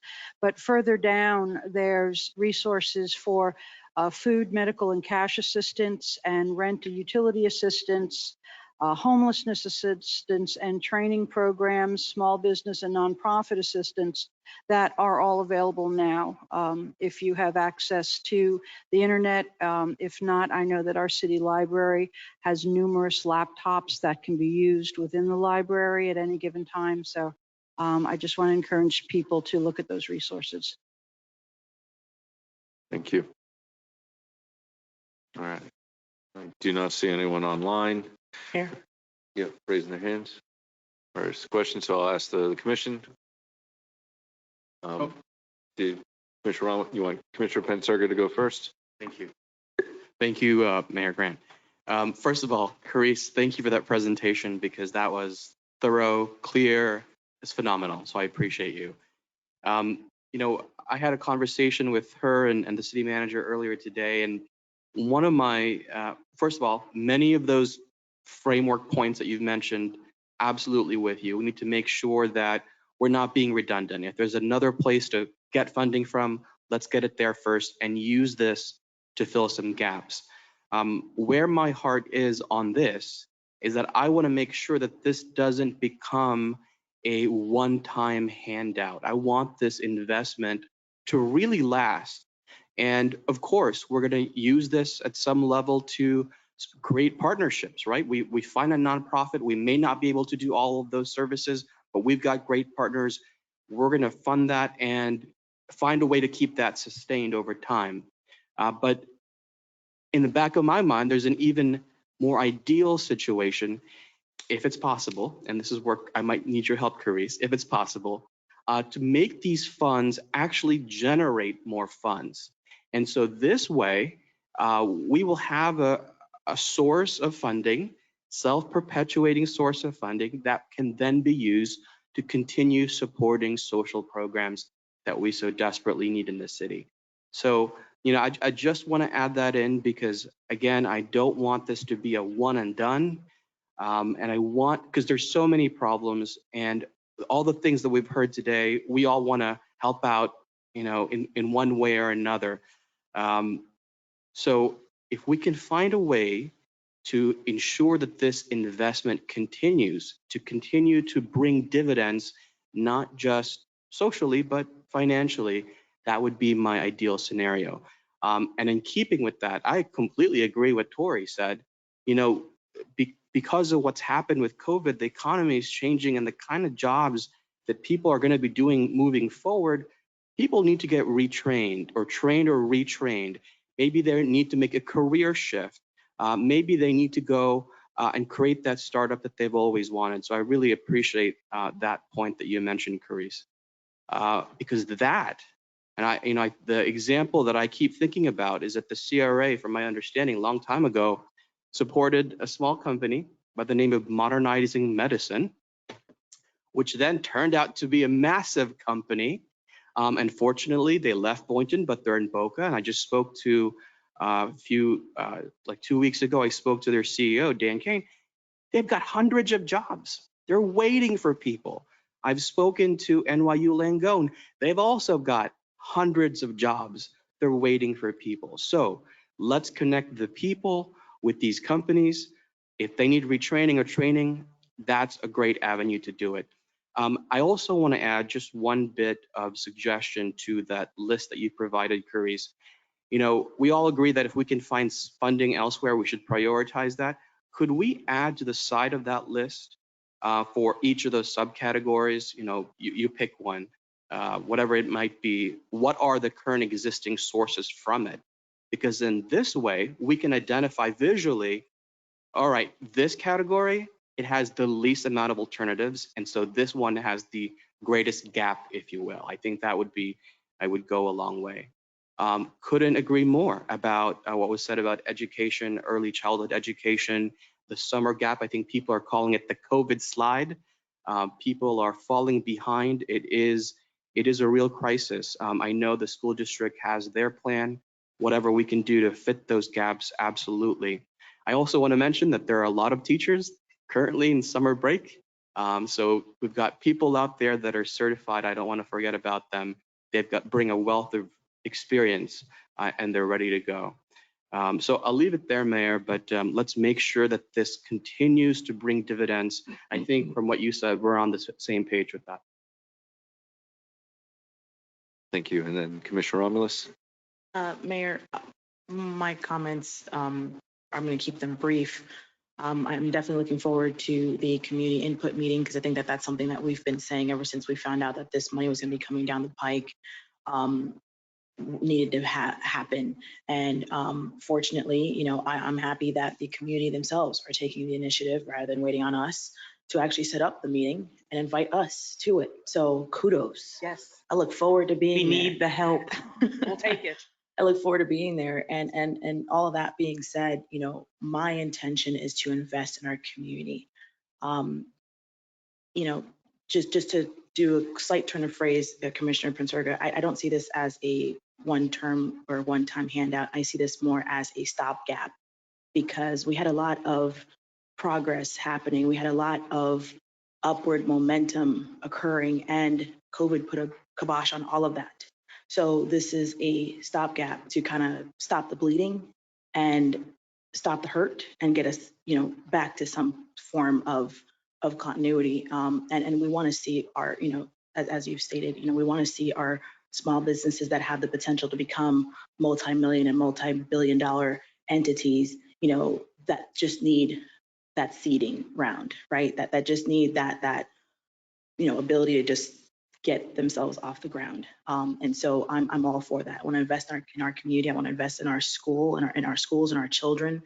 I want to commend my fellow commissioners up here who've already shown our dedication and our commitment to education, where in the middle of COVID, when everybody was hunkering down, we were donating $75,000 to the Education Foundation in order to show our true commitment to education here in the city of Boynton Beach. We did it before we had COVID and CARES money and all that, and we're going to continue to do it.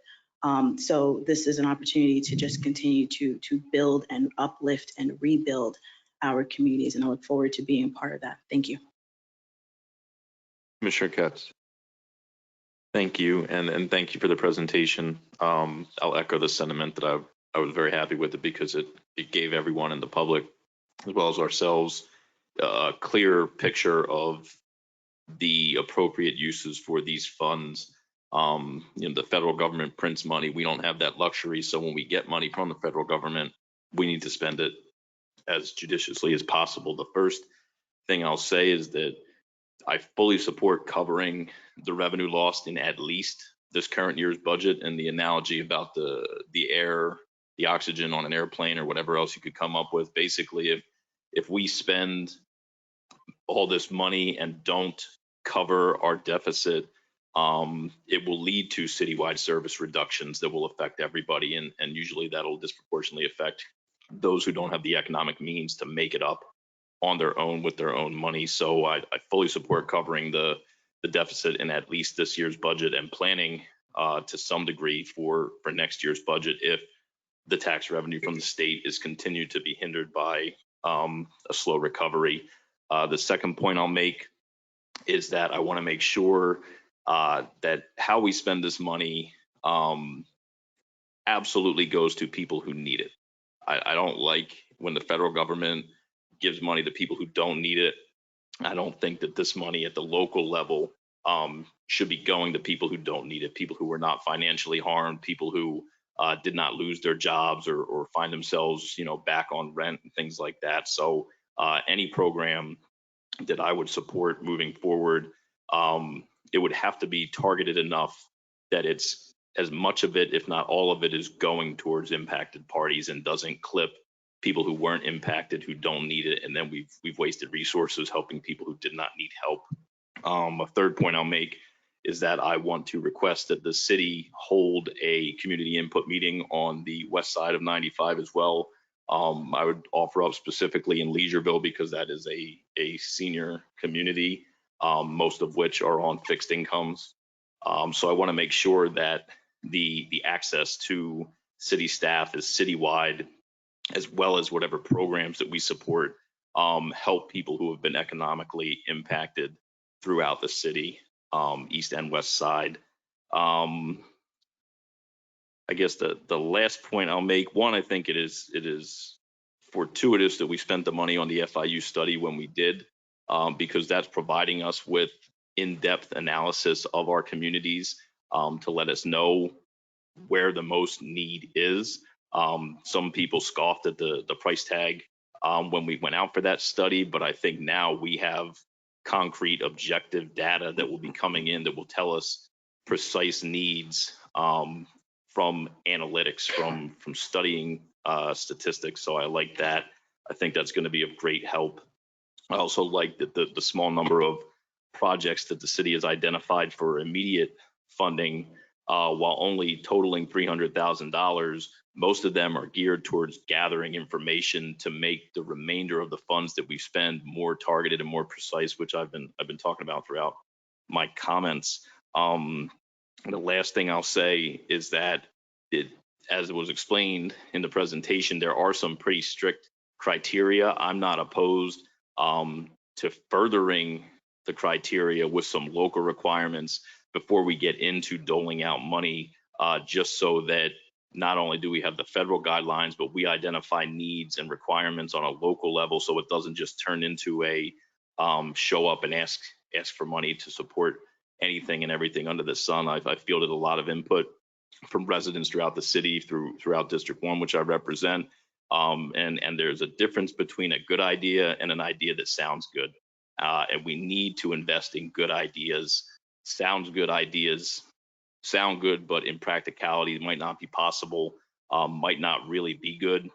So I just want to stress that the targeting and the investment of these funds in very intentional means is all I'm interested in. I don't think that we should do anything like we see the federal government or the state government do, or other local governments, where we go out and try to fund pet projects or political items. And it was pointed out that that is explicitly what they want to dissuade the Treasury Department. So I just want this to be as objective and analytical as possible to leverage these funds to get the best outcomes for our community. And whether that's job training or resource centers, I don't have any particular projects in mind, because I want to be open-minded to any project if it can be justified, and will produce as best as we can predict definitive outcomes.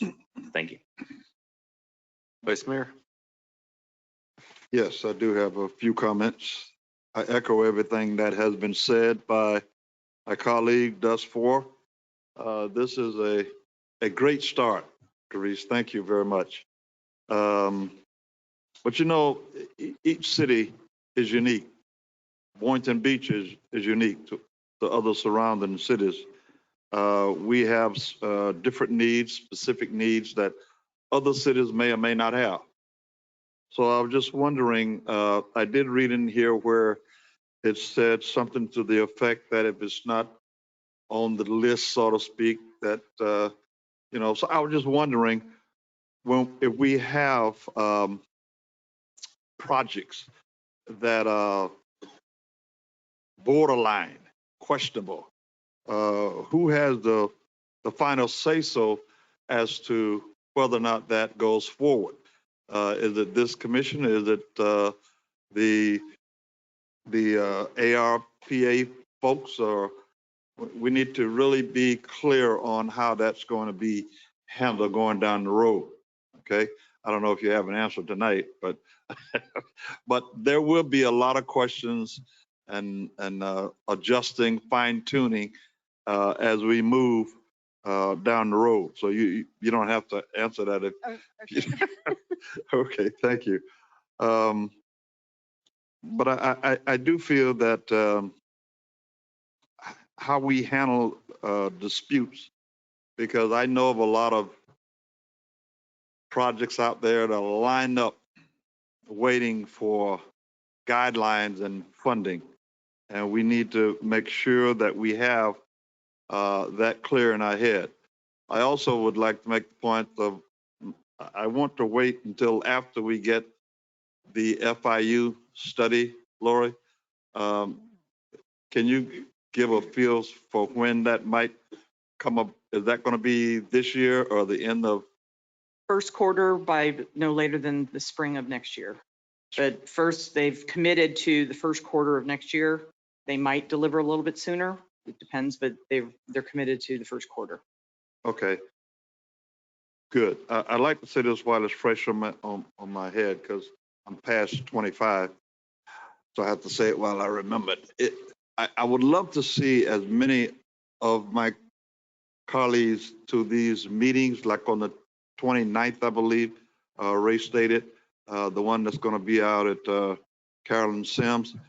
As long as we don't discuss items that we'll be voting upon, it's okay to have more than one commissioner at these meetings, but we need to hear with our own ears what is being said by the public.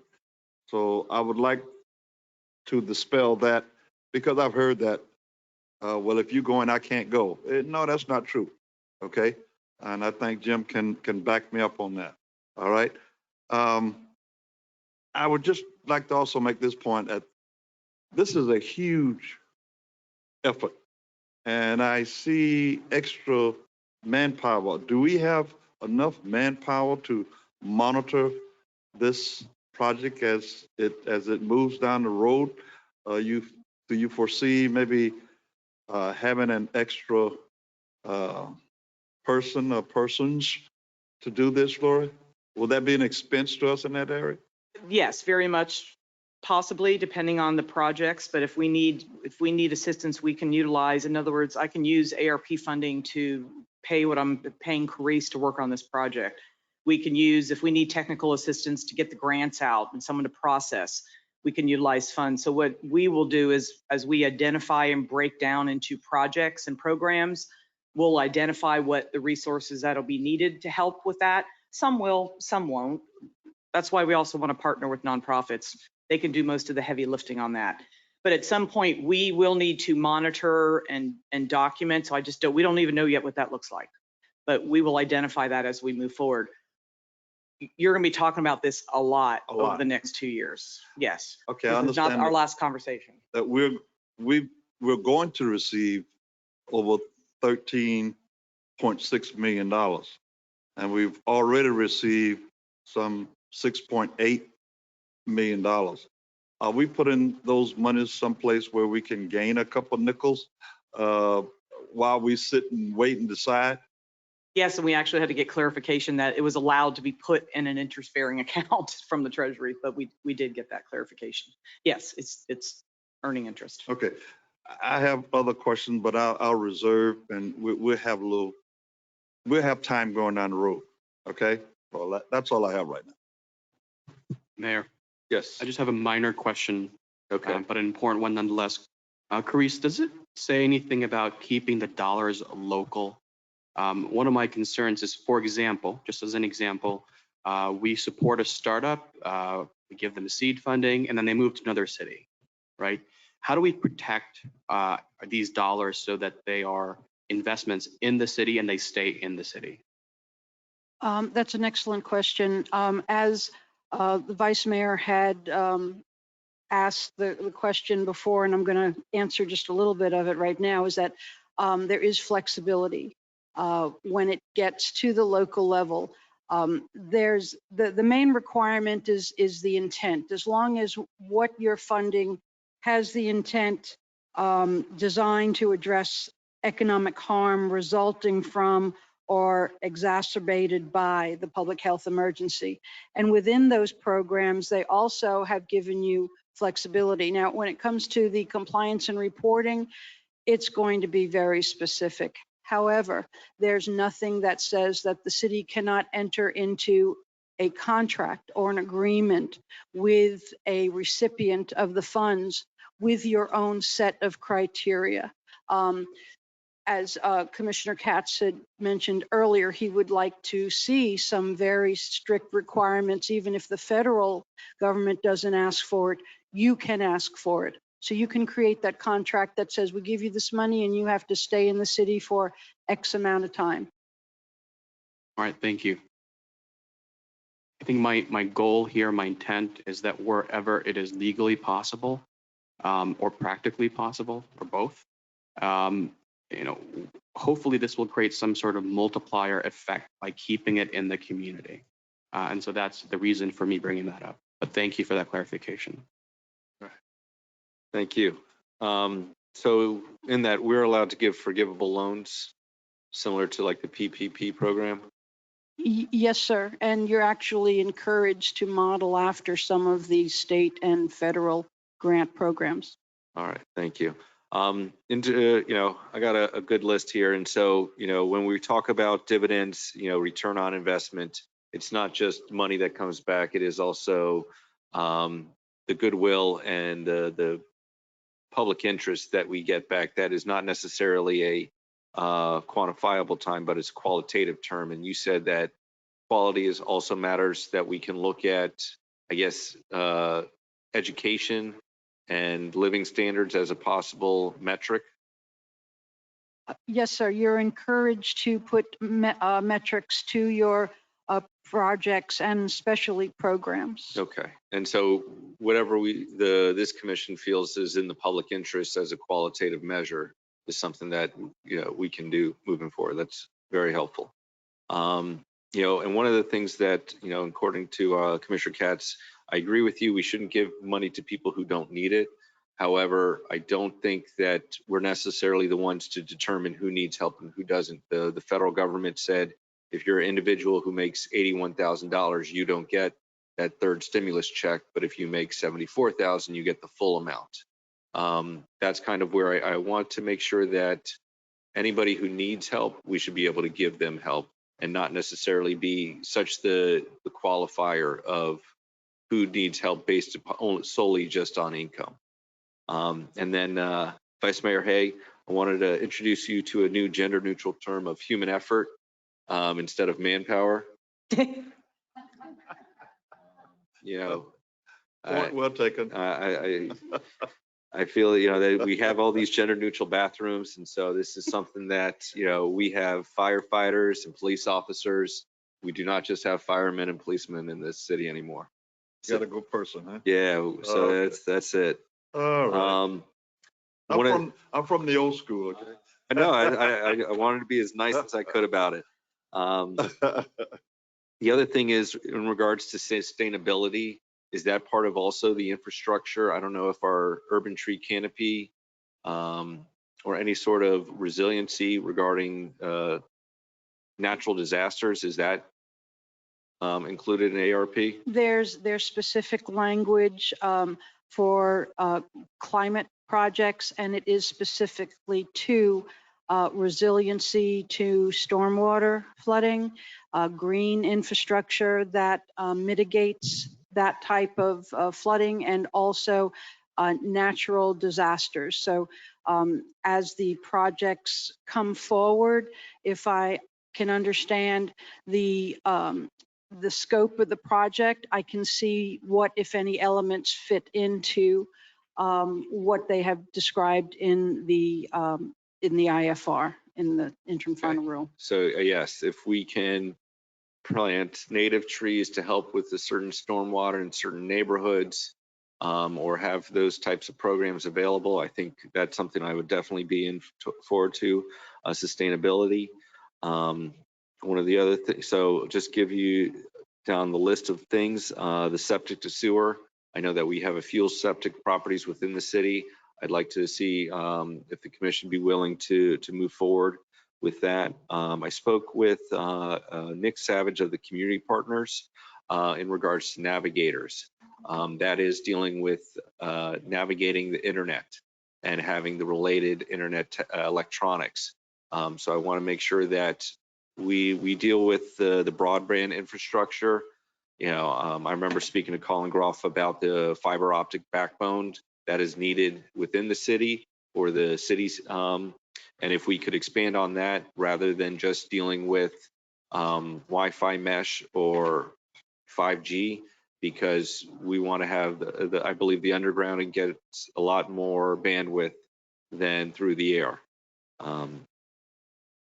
As you mentioned, you know, the new projects, it's because if we start a new nonprofit project, that is not something necessarily under the ARP. So it is only existing nonprofit projects. It all depends on what COVID impact need they are addressing and if the program is an evidence-based program. So I'm not going to say that, no, you can't have a nonprofit, I mean, a brand new nonprofit, but they do have to be able to show that their programming is evidence-based, either strong or moderate, so that there is documented, verified, experimental and non-experimental studies for what they're doing.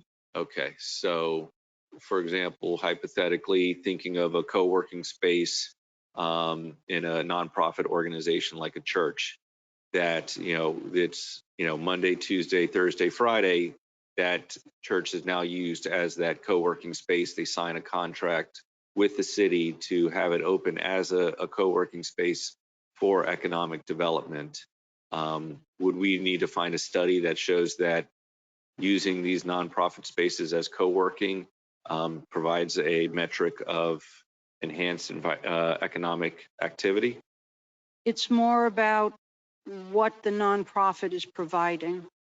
So as far as, you know, paying for a rent for a nonprofit to use a private property, that's an answer that I don't have. However, we do have resources. I can put any specific question that this commission has to the Treasury through the National League of Cities. So similar to, you know, the our chambers here that can be used for multiple different purposes. If we help with nonprofits expand their open space or their inside spaces for multiple uses that promote economic activity.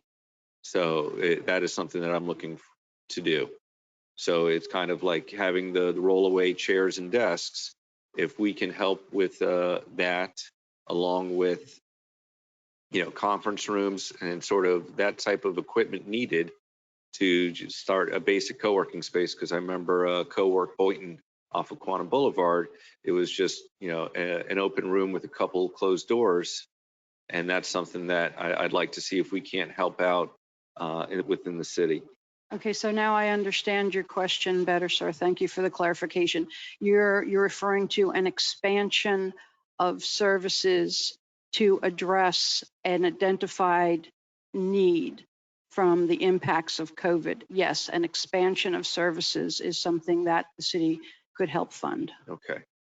The other thing is that can we, for specific demographics, for example, Creole speaking residents, is that something that we could put funding towards a resource center? There's a section in there that talks about the qualified census tract, but it also gives local municipalities the flexibility to identify other underserved populations or communities. So if there's a data set that we can show that this is an underserved population or community, then yes, you could put funding towards mitigating and negative impact that they received from COVID. I absolutely would want that, and along with a Spanish Resource Center. For example, feasibility studies along our Congress Avenue. I know that 5-6 years ago, we did one for our CRA district and redid our comprehensive plan accordingly. That's something that I'd like to do, specifically trying to focus on the Boynton Beach Mall. The property owner did file for bankruptcy, and so I don't necessarily know what the city can do to help the private property owners along Congress Avenue. But I feel that that is something that we need to look forward to, see what we can do there to help with our land use and zoning to better maximize that economic activity in that district. So is a feasibility study.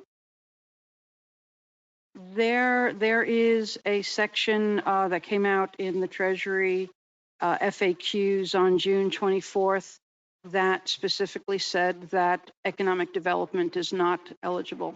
Okay. All right, then that we won't be doing that. Next thing is a bike sharing program. The city has approved a bike sharing in the past to run. We thought we had a partner and it did not move forward. Is that something the city can spend the money to create a bike sharing program for not only transportation of underserved community, but for transportation of underserved community? Well, you're killing me because that's the kind of projects that I used to love to do. But again, it goes back to if the city can prove the connection, if you can connect the dots and come up with the data that this is an identified need from a negative impact of COVID, and this show how this addresses that negative impact, then we could probably find a way to see how that's eligible. Okay, so the fact that we could look at the increased prices of automobiles, the decreased use of public transportation over COVID time, and how more people are looking to find alternative means of transportation to travel within the city limits or to neighboring cities. I think the slam dunk here would be if it connects a qualified census tract to where the jobs are. Perfect. So if we connect bike sharings from our downtown to Congress Avenue, sort of connecting the city through that bike sharing program. Okay. So we'll see if Commission would also like to do that. In that regards to premium pay, that is something that I am in favor for, because a lot of people took risks, working as an essential worker here in the city of Boynton Beach, because everyone was considered an essential worker. Some people got to go home, and some people still had to do their job every day. There is a specific definition for essential worker in the IFR, and that's if you had direct contact during COVID with the public, and if you directly touched anything that was touched by the public during COVID, then you were considered an essential worker. I mean, one of the big departments that I would want this to be going to is our sanitation department, because they touch a lot of things that other people have touched. Right. So the drivers, the sanitation truck drivers, absolutely essential workers. You would not be able to qualify your office personnel, though. I understand that, and Okay. Hopefully they understand of the risks. But I that's something that I'd be in favor for. I put the number at $300. The first year, and hopefully again in the second year.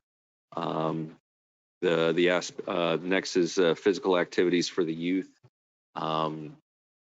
Not just seeing how we can partner with the school district we have in years past for the programs at the schools with our staff, I feel is very beneficial because of the ability that we got the kids right after school, as long as the parents sign off on it. We understand that 8 of the 9 schools here are Title I schools, and if they qualify for free or reduced lunches, they should qualify for free activities as well. For next is Wi-Fi. This is something that I would like citywide, wherever we can do it, specifically in our parks, so that everyone has access to the internet while they're there. And that way it'll be a driver to our parks, especially for Parks and Rec Month.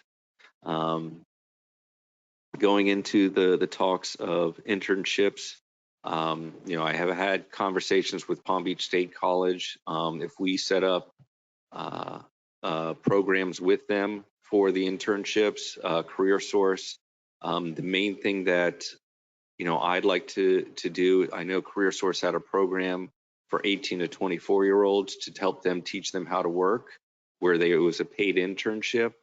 I kind of want to offer that to 18 to 55-year-olds, so that anyone, or even older, so that anyone who wants to learn how to work gets that, qualifier. Because a lot of people don't know that, no, you can't just keep your headphones on and text while you're working. And I think that's something that, we have to figure out, so that our public knows that once you get your paycheck, you still have to show up to work the next day. You don't get to take that next day off. Mayor? Yeah. Are those specific trades you're referring to? It's a program for specific trades, or? I'm just talking having that certificate to say that this is someone you can hire for full time. Because our staff, our HR spends hours upon hours trying to hire somebody. And one of the worst things that happens is that as soon as we hire them, they turn out not to be a good fit. And so this is something that is beneficial of the community, so that anybody who has gone through this type of internship program with the city knows that, hey, they are qualified employee to take that chance as a full-time employee to get that benefits. Because if you're only a part-time employee, 35 hours or less, you're not getting the full benefits. And that's where I want to help draw the line, to help people realize what does it mean to work and what can we do to get them. As for the clinic, I am in favor of that. When I visited Lakai, our sister city, I don't know if you remember, there was a clinic Fronfed that is outside of the downtown, and just providing the essential resources as a urgent care place for the residents there. And so, people walk miles upon miles to get there because they need that basic services, having that, dentistry chair there maybe for once a day or something, I think is something extremely vital that I would be in favor of supporting. One of our hard hit industries is retail. And so I don't necessarily know if that's something that we can support, and just explaining to people that, hey, when you're buying from a small retail store, because we lost Steinmart, Tuesday Mornings, Pier 1, and a lot of our local residents were the retail employees. And so that's something that, I don't necessarily know what we can do because of the prevalence of online shopping. But it's something to make retail fun again. And then the last is, the deadline for review. So I know that I believe it was 2024, all the money has to be spent. Is that correct still? It needs to be encumbered. Okay. So if you have a project that you are starting and you have all of the money basically invoiced and promised, then you have until 2026 to actually finish the project. Okay. And what is do we know the clawback? I know FEMA has, 4 years, and so we've had to deal with that a couple times. did they determine how many years after we put in reports that the federal government has to respond to our reports? Well, in the interim final rule, they're actually going to have the ability to, as you say, claw back sooner than that.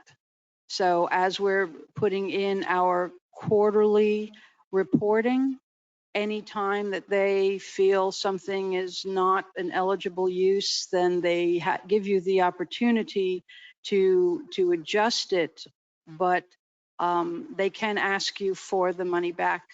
The Treasury can ask you for the money back. There's not a statute of limitations. So there's no statute of limitations. So let's say I'm saying, hey, we spent the money in 2026. And then 2030, they're saying, hey, we looked at what you did in 2020. Oh, So that's the statute of I limitations. see what you're saying. Not, Okay. Let me research that for you. Okay. Yes. And those are my comments. I think it's very exciting to see to be given this opportunity by the federal government to help the local lives of our residents, because local government is the one that affects you the most. Police, fire, water, sanitation, all what you need to live a healthy life. And I'm excited that we are going to be able to spend this money to make a difference. And that's it for me. And so I'll ask the commission if you have any final comments. Yes, Commissioner Katz. Do we need a formal motion to approve the draft? Yes, sir. Two things, if I can, before we do that, can I get a little more direction from you on your thoughts on the premium pay? I heard you mention sanitation. Now, I know the state is going to be providing $1,000 bonus to all firefighters and police officers, I believe. If we have not done any eligibility number crunching with our employee population until we got a sense of what you were interested in, what population of employee you're interested in. The cap at this point is they have to make less than $75,000 is the easy cap to remember. Do you want us to focus on public works and utilities, or the general population of just at eligibility and come back to you with that? So it's in the sense that, our building department that still took in physical permits, and had to deal with the public, the library that had to deal with all the different library books. I feel that these are the people that came in, and did their jobs. And, some people, other private entities got that hazard pay. We're not calling it that. We're calling it the premium pay for everybody that I feel that Carice says is qualified, that makes under the $75,000, because this isn't necessarily the captains, the chiefs, the sergeants that are working overtime, that are getting this. This are, more of our lower middle tier employees that I feel the $300 is going to make a big difference. And it's kind of like we need to make sure that the people that served the city for the past 15 months in all of COVID, that, they get that type of premium pay that I feel that this ARP money is allowed to do. So I'll ask the commission if their thoughts on it. Mayor, I have no objection. Yes. I think we just need that data. Yeah, we'll go and we'll identify the eligibility of our employee population and bring that data back to you. And that I think we'll break it by department. I know Julie's cringing right now, but we can do it. We haven't done it because it's going to take some time. So I wanted to make sure if there's a certain focus it's not something that's vitally done right now, I think, because as you mentioned, we have time. I would just say, hopefully before December 1st, we get that data so that everybody gets it this year. And the only other clarification on the projects, the identified immediate projects, I know Commissioner Katz remarked to it. One, and this was your city manager's mistake, I had economic development study on there that we're doing this year. It's not eligible, so we took it off. Okay. That was my error. But we have identified a housing study, what we've spent on the FIU study, if we pull off the summer tutoring program and what we've invested thus far in our first responder wellness totals 253.5. If the commission supports that, we would identify ARP funds to pay for those or reimburse for ones we've have spent already this year, if eligible. Yes, Commissioner Katz. Thank you. So I support the remainder of that list that you presented today. Two, regarding the potential pay, I would just want to make sure that we quadruple check eligibility before we announce anything. Because if anyone's paid attention, while the state funded bonuses for first responders, police and fire appear to be permissible, there has come down information from the Federal Department of Education that the promised raises, or not raises, but bonuses for teachers might not be a permissible use. So for months, educators in public schools have been told that they were getting this money from the state, but it may very well not be permissible. I just want to make sure that we, like I said, quadruple check so that people don't hear that they're getting money and then hear that they're not getting money. Fair enough. Yes, so if the commission would vote on the framework, that'll give us, I think, the guidance we need to regroup, Carice, and then start drilling down into more detail for you. And I know we had individual items and some of more of the individual items that we're going to have. Can you give us kind of that same spreadsheet that you did with the city needs, short-term, long-term? Yep, so that eligibility. we can help identify just almost the strategic plan of what we as the commission say to see where it's moving forward. And we're going to add the sources. That's a wonderful idea because several things that were mentioned, I can think of 3 or 4 other sources we could hit to do some of this stuff. So that'll be a good exercise for us to really look into that as well. So thank you, Commissioner. Yes.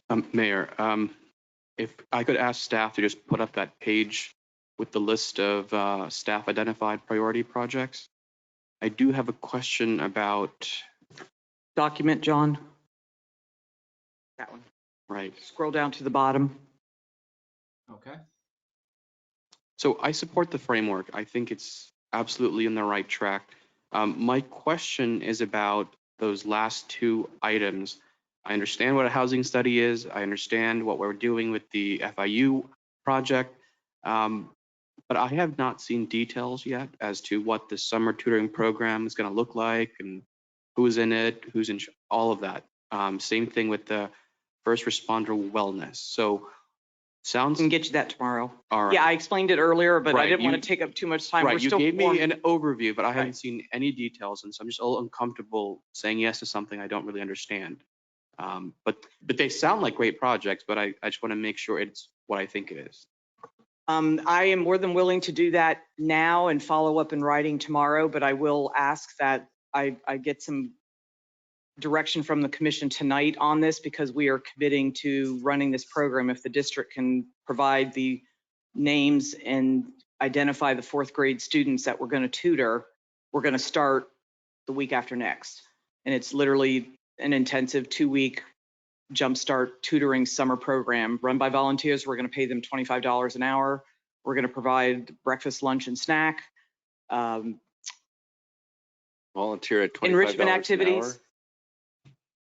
One's a principal. We have two teachers. And if you know of any teachers or anybody that's out there that is already trained to do that, it makes it even much easier. And I wouldn't have to go through background checks as well because we're running short on that as well. But I will put all that in an email tomorrow. We literally just finalized some details today with the district, and it's still not a certain it's a go, but I wanted to get your approval to spend the funds if it is. And we will not meet again until Monday. If the district can then commit that they can get us the students. If they can't, we're not doing it.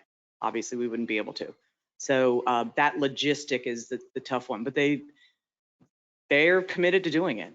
So, but I'll send a narrative tomorrow. Are they contributing some portion of funds in addition? So we contribute, what is it, 25, and they contribute some portion? And that 25 is literally a I don't want to say wild ass guess type thing. It's a guesstimate based on what we're going to be spending money on will be potentially food for the kids. If we may even be able to have our current summer camp program provider that does provide food, but it would literally just be for the hourly rate for the tutors to pay them. So that's the extent of it. The district's going to provide all the curriculum for us, activity books. We may contribute toward some of that, up to 30 students, but a lot of it's just uncertain at this moment, but not to exceed that. I don't think it'll cost nearly that. If you have someone, would they contact you or Carice or? Yes, well, not Carice. They can call City Hall, me, David, or John, and then the clergy is doing a great job. They're the ones that have gotten all the volunteers so far for us. So if, you know, Richard or Ray, any of us, and we need some. We've also reached out to the Literacy Coalition, but we're asking the volunteers for typically the half of a full day. So 8 to 12 to actually do the teaching is what the district's recommending. Then we'll do a lunch break. And then the afternoon we'll make it more fun. So the actual teachers, we're looking at 4 hours a day for 5 days a week for 2 weeks, if they'll commit to that. So some people, the Literacy Coalition, they said, well, most of our volunteers will do, you know, a few hours a week.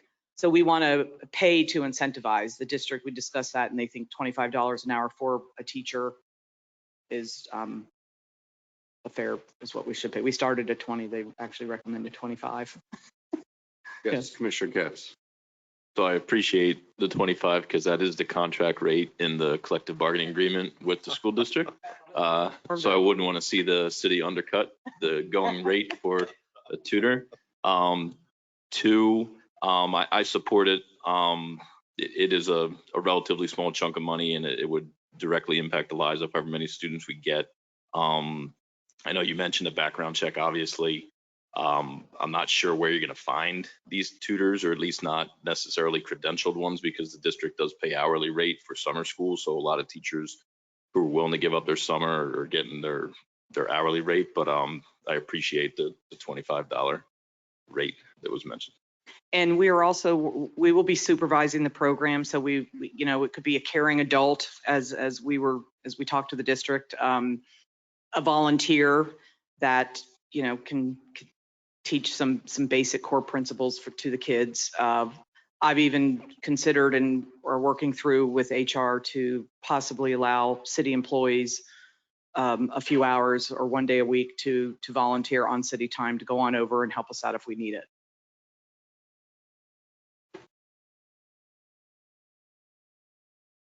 So do we have a motion and a second? So moved. Second. All right. And so, Carice, This is for the framework? the framework, everything that we've said so far. And I guess I'll ask staff to do that. Does everybody have the clarification that they need for us to move forward? I think we do, but we'll be coming back and asking, I'm sure, many Well, more I mean, times. we But get to yeah, see we it. do tonight. Okay. We certainly do. All right, seeing no further comments, all those in favor state so by saying aye. Aye. Aye. All those opposed? Hearing none, motion passes unanimously. Moving on to new business, 11A, receive update on status of current lease and agreement between the City of Boynton Beach and Lutheran Services of Florida for the city-owned property located at 909 Northeast 3rd Street and potential options for Lutheran Services of Florida to relocate within the city. Good evening, Mayor, Vice Mayor, Commission. Andrew Mack, Assistant City Manager, Public Services. Just to recap, this was back in April. We had at our commission meeting. Lutheran Services came up. They had just received their notice of non-renewal of their lease. They came to the meeting to inquiry about what the status and what was going on. Since that time, we've had several meetings with them to explore different opportunities, working with them on logistics, what was laid out in the agenda item. At this point, we basically have three options. One was to find another provider, a daycare provider or a church to partner with, which I think they have looked at some options there. One other option was to look for vacant land that either the city or CRA own that they potentially could enter into a purchase and sale agreement with the city or the CRA. and then potentially build themselves a building. And the last option would be the lease would terminate and then they would cease services in the city. So at this point, that's pretty much the options we have. I know that they're actively working their options. We also do have Mr. Serrano, which is the CEO of the Lutheran Services here. He's actually here as well, if you want to speak. Good evening. My name is Dr. Serrano. I'm the CEO for Lutheran Services. I'm going to talk briefly about Head Start, and we have been doing the past 7 years. In the past 7 years, we have been providing services to about 3,000 kids. So you take 3,000 kids and multiply by 7, that gives you 21,000 kids that we have been able to provide services. In addition to that, we have been able to provide services to 4,000 adults. So you take 4,000 multiplied by 7, that's 24. You add the two numbers, that give you 49,000 people that we have touched their life. In Boynton Beach, we currently have about 200 kids that we provide services and about 300 families that we provide services. The only purpose that I'm here today is, if we don't get the land, we will not be able to provide the services.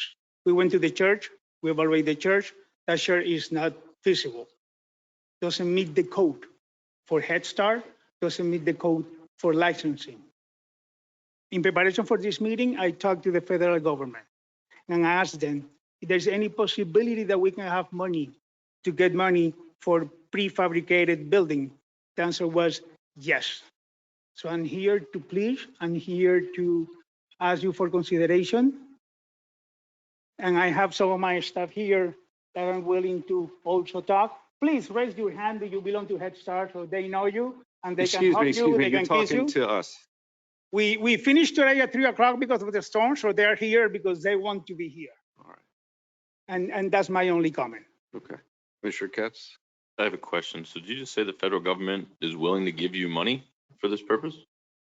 The federal government is willing to give money for prefabricated units, not for reconstruction or remodeling. Do you have that in writing? No. I submitted the grant. I have heard the good rumors, and I believe I can have it in writing pretty soon. Okay. We would like to see what's in writing of what the federal government won't spend money on and what they will. That way it would make our decision much easier. Can we Mayor. get an elaboration on what prefabricate, what does that mean exactly?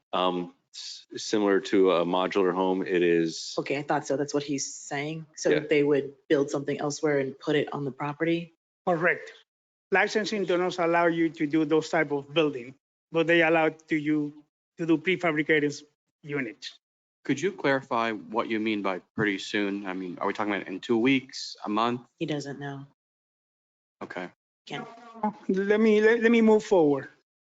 If you give me 20, 30 days, I can talk to the federal government and ask if they can write a letter of good faith, saying that we are following the process, that we have a score, whatever. And the intention is to be able to provide the money. Okay. That makes sense? It does. That makes a lot of sense. And you said you were the CEO of Lutheran Services of Florida, or? I am. I thought. I'm sorry. Palm Beach County. Lutheran Services is across the state. I'm responsible for Palm Beach County. Okay. And so do you have any other locations in Palm Beach County? We have 42 locations In Palm Beach in County? Palm Beach County. How many do you have in Boynton Beach? One. And so there's 42 other locations. Where is your next closest location? They work. Okay. And does the city own those properties, or do you own the properties? All the properties that we get is for 50 cents a year. We do not have money for leases. We do not have money for that type of operation. We do have money for maintenance, but not for that. No. When we entered in this transaction about 7 years ago, the promise was that they will giving the building, including Boynton Beach, for 50 cents or $1 per year.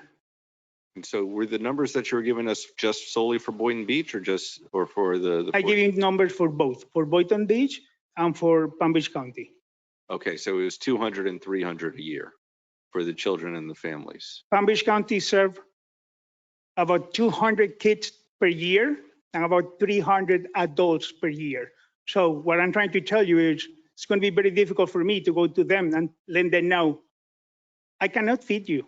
I don't have a place for you. Those are Boynton Beach numbers, correct? Correct, 100% correct. Okay, just to clarify. Okay.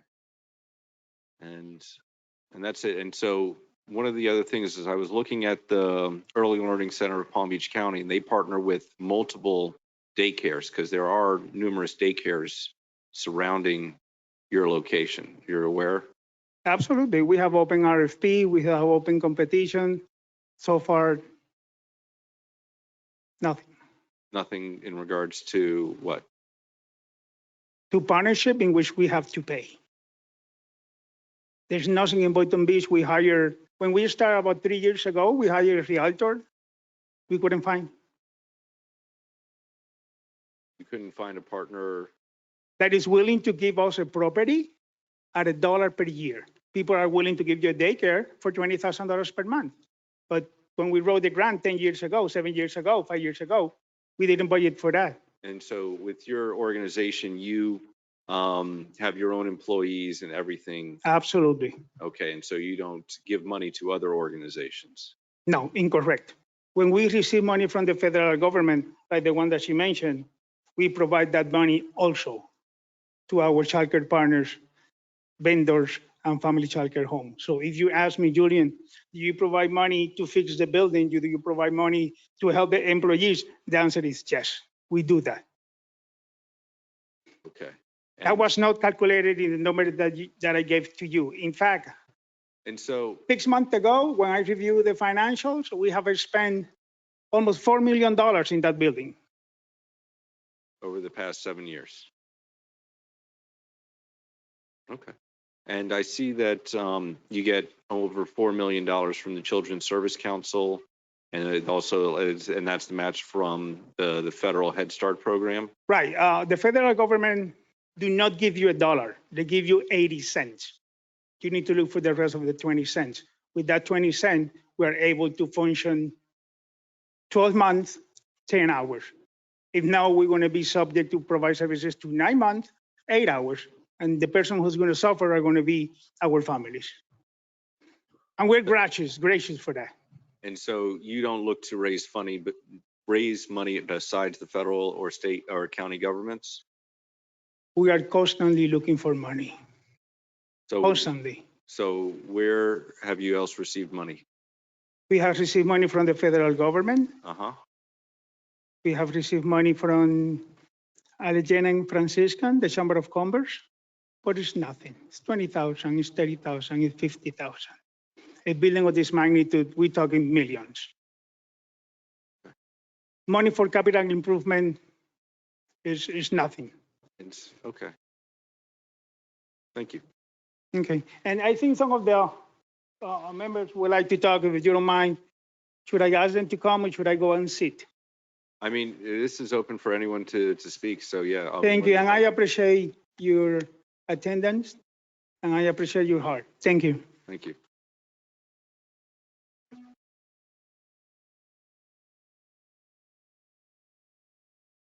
And Bishop Bernard Wright, 713 Northwest 2nd Street. I'm here in the interest of Lutheran.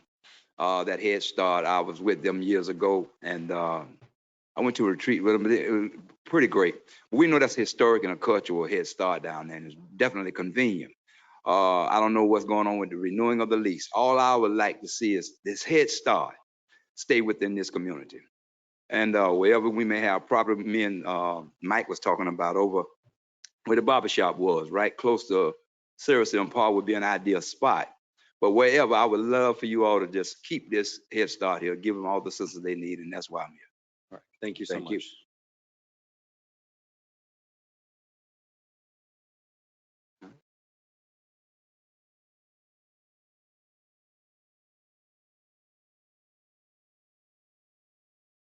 Good evening. Jean Wozier, Operations Manager for Lutheran Services, Palm Beach County Head Start, Early Head Start. This program is a great program. Not only that I work for them, I wish I know of it when my kids were little. Because now that I work with them, I realize how great the service is. And because those of us who were not aware of it had to pay for our kids to go take the same Head Start, same education that they're getting here. You see how interesting it is for the kids, how happy they are, how much brighter they are when in the program. But my area is in maintenance. We do all the facilities, all the repairs, and this and that. I have a crew who goes around and does all the repairs. But from the ground to the roof, there is nothing we haven't done. And I've met with Andrew Mack many times. And like I said, it was a surprise when I heard the list wasn't going to be renewed because we're looking for money everywhere to even put a roof on that building. That's how much we feel like that building belongs to us because the terrain is what we do. Head Start is what we do. And we're in this for the kids. And really, the kids are a product of Boynton Beach. They'll be the next mayors, the next city commissioners, the next president. We don't know. So I think this is best to do whatever you can.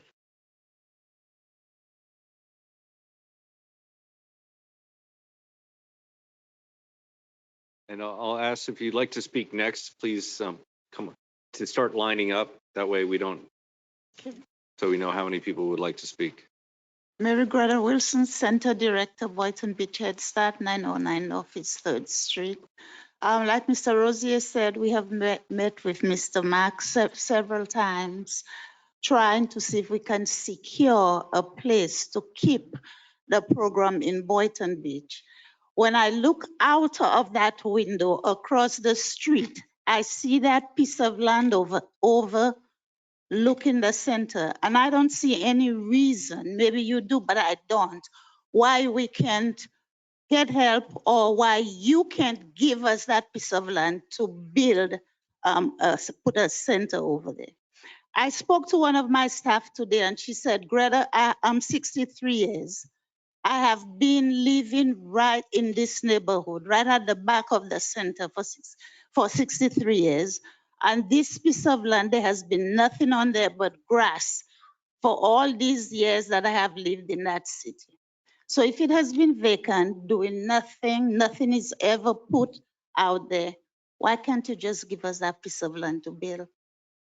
We have serviced over 800 children and families in that city over the past 7 years. So we need to stay right where we are. And we are asking you, we are begging you.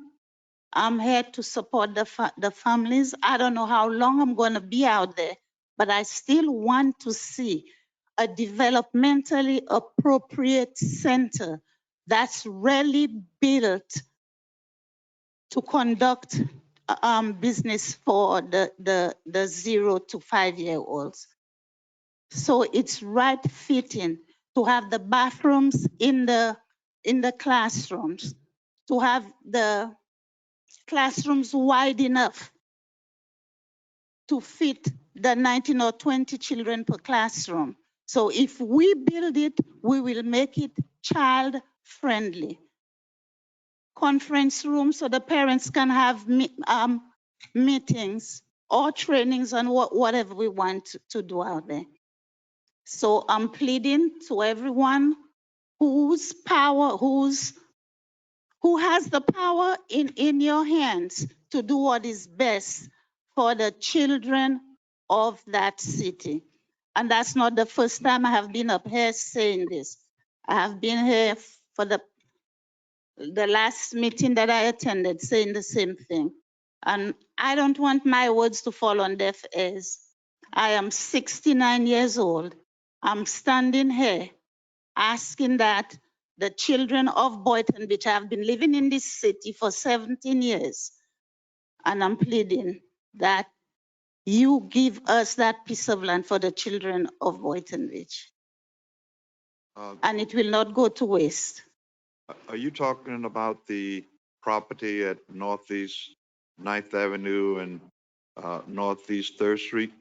Is that? We are on 909 Northeast 3rd Street. And if I go out of the building, I can see it right across. This land has been vacant for a long time. Nothing has been done there but grass growing. And I don't see any reason why it cannot be donated to Head Start.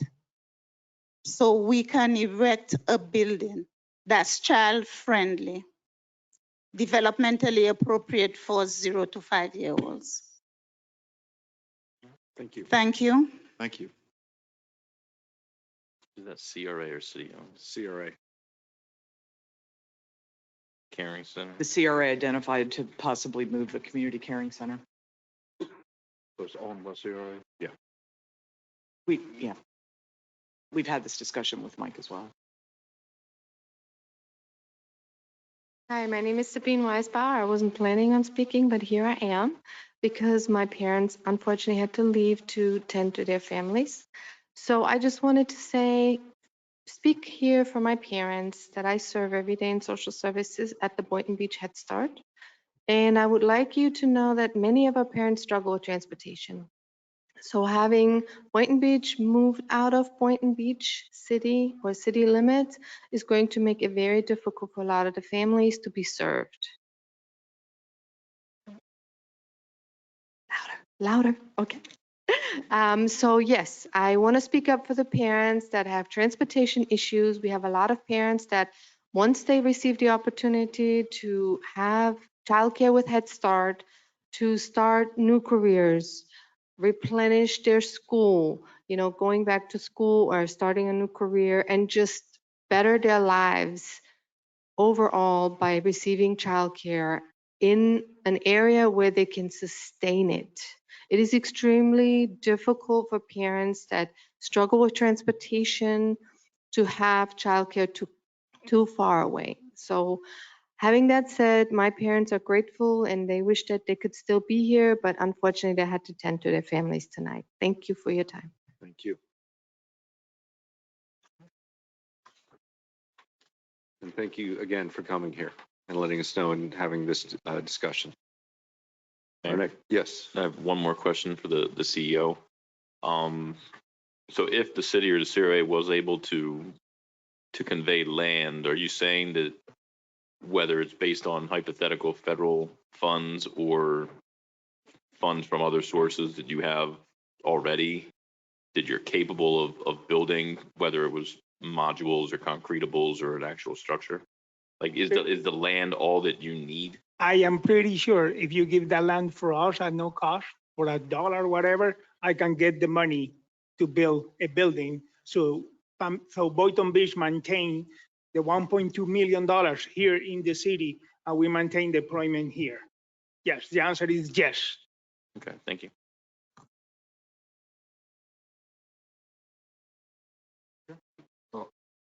Yep. Moving on to the next item, unless some commission has any comments. Yes. I just need further clarification. First, I want to thank all the speakers for coming today. Without question, I want you to stay in the city. I think you're doing a phenomenal service to our community. So I want you to be here. One point I just want to clarify. I want to make sure I understand it. This is like a chicken and the egg problem. All right. Are you saying that you can get funding only if the land is provided? Only if, not the other way around. Well, okay. Well, If you're going to speak, you have to come to the mic. The same contingency that you have, the same contingency. In the microphone, please. Yeah, I'm sorry. The same contingency that you have, we have the same contingency. There's money only for prefab buildings. And that's the money that we are grasping. And obviously, when you show to the federal government a match of a value, they say yes, because they recognize the need of Boynton Beach. Every year, we need to submit a need assessment and show to them jobless, criminality, level of education, and they believe Boynton Beach needs the money and needs the program. So I don't have any doubt whatsoever that they're going to say no to this. Mayor. Let me do a follow-up question. I'm just looking for other possibilities. I know earlier we spoke about the possibility of a community resource building. I know that's a long-term project. Is there any possibility? No? I missed the first part, I'm sorry. So what I said earlier was, I know we had spoken earlier about the possibility of a community resource building. And we have here a nonprofit that's needing of a home. And I know that idea is still a long way out into the future, but is there any possibility that we could move forward with a community resource center and then they could be one of the tenants? Daycare requires specific zoning and Because of the construction. daycare So component, that's okay. kind of where they were saying earlier is that the classrooms have to be a certain size. All the classrooms have to have their own bathrooms. Sharing the building with other adults. Remember, we've had issues with our own aftercare. So that is off very, the table. very tight All security. right. All right. Just checking every possibility, trying to help you out. I know, thank you, really appreciate it. I like the idea of keeping Head Start in Boynton Beach, has been said. I was one of those who worked with Lena Raymond when she ran that many, many years ago before her passing. And I think location is very, very important. The people of this community know where Head Start is now. And to have Head Start remain in that same general area would be a plus. So I'm all for, and I'm sure that legally we could come up with some kind of contingency so that if you can't get the money, we get our land back. I feel encouraged that we can work something out. Good. That land is owned by CRA, and we would have to come from that anger. But the way I'm feeling now, I would encourage us to go with option 2.1 as it's laid out. That would be my direction, which means that we would give you the land and you would build according to your specs when you get the money. And if you don't build by a specific time, then we get our land back. Don't finish. Yeah, that's something that I need to discuss with the federal government, and hopefully we will get to a positive resolution. I want to mention two facts that I failed to say. In Boynton Beach, we measure the effectiveness of the program based on class score. Boynton Beach, last year, for the past 6 years, has been overpassing the national norm by 20%. That's incredible. In terms of school readiness, Boynton Beach, according to Teaching Strategies Goal, has surpassed the national norm by 90%. That means that our minority kids, our Black kids, our Haitian kids, our, say it again? Spanish kids are getting the best of the best. Thank you very much. Mayor Grant, this is John McNally. There is a member of the audience, Deacon Ron Pirtle from St. John Church, who would like to make a comment if you wish. Yes, I don't have, my computer froze, so I don't have access to unmute or mute somebody. So thank you. I can't see who's would like to speak. Okay, Mr. Pirtle, I have attempted to unmute your microphone, but it does say that you are self-muted. Can you There hear you me go. now? Yes, we can. Yes. Okay, great. Thank you. Good evening, everyone. First of all, I like to say I'm representing St. John Church. Pastor Jovan Davis had been here earlier. He had to leave because he was preaching at 7:30 and appropriately viewed that as a higher priority tonight, given his calling. So he's off preaching. I do want to say I met a few of you when Pastor Davis had some dialogue with a few of you, certainly some of the Lutheran Services people.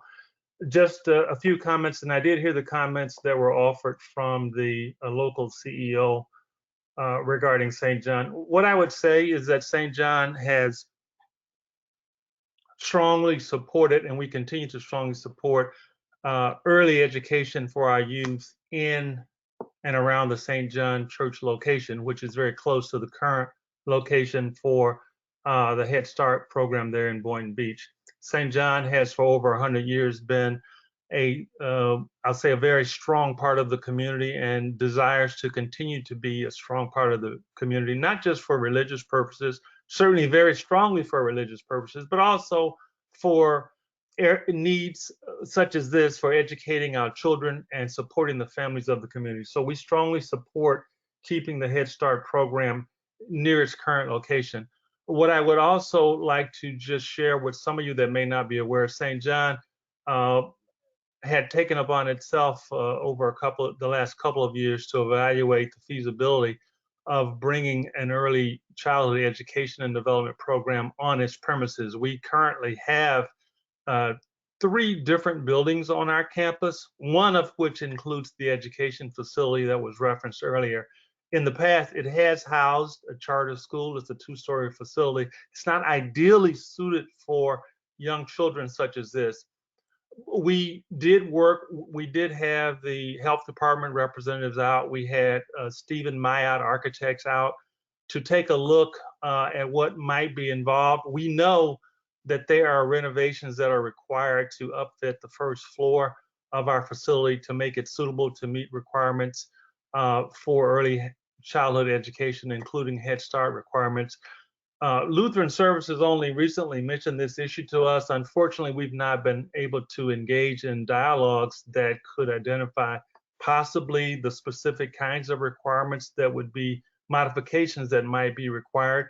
And I would just say on behalf of our church, if there's certainly an interest, St. John, has expressed in the past a willingness to engage in those discussions that could possibly evaluate renovations that would be necessary to fit the facility, make it appropriate, make it meet those requirements in total that might be required.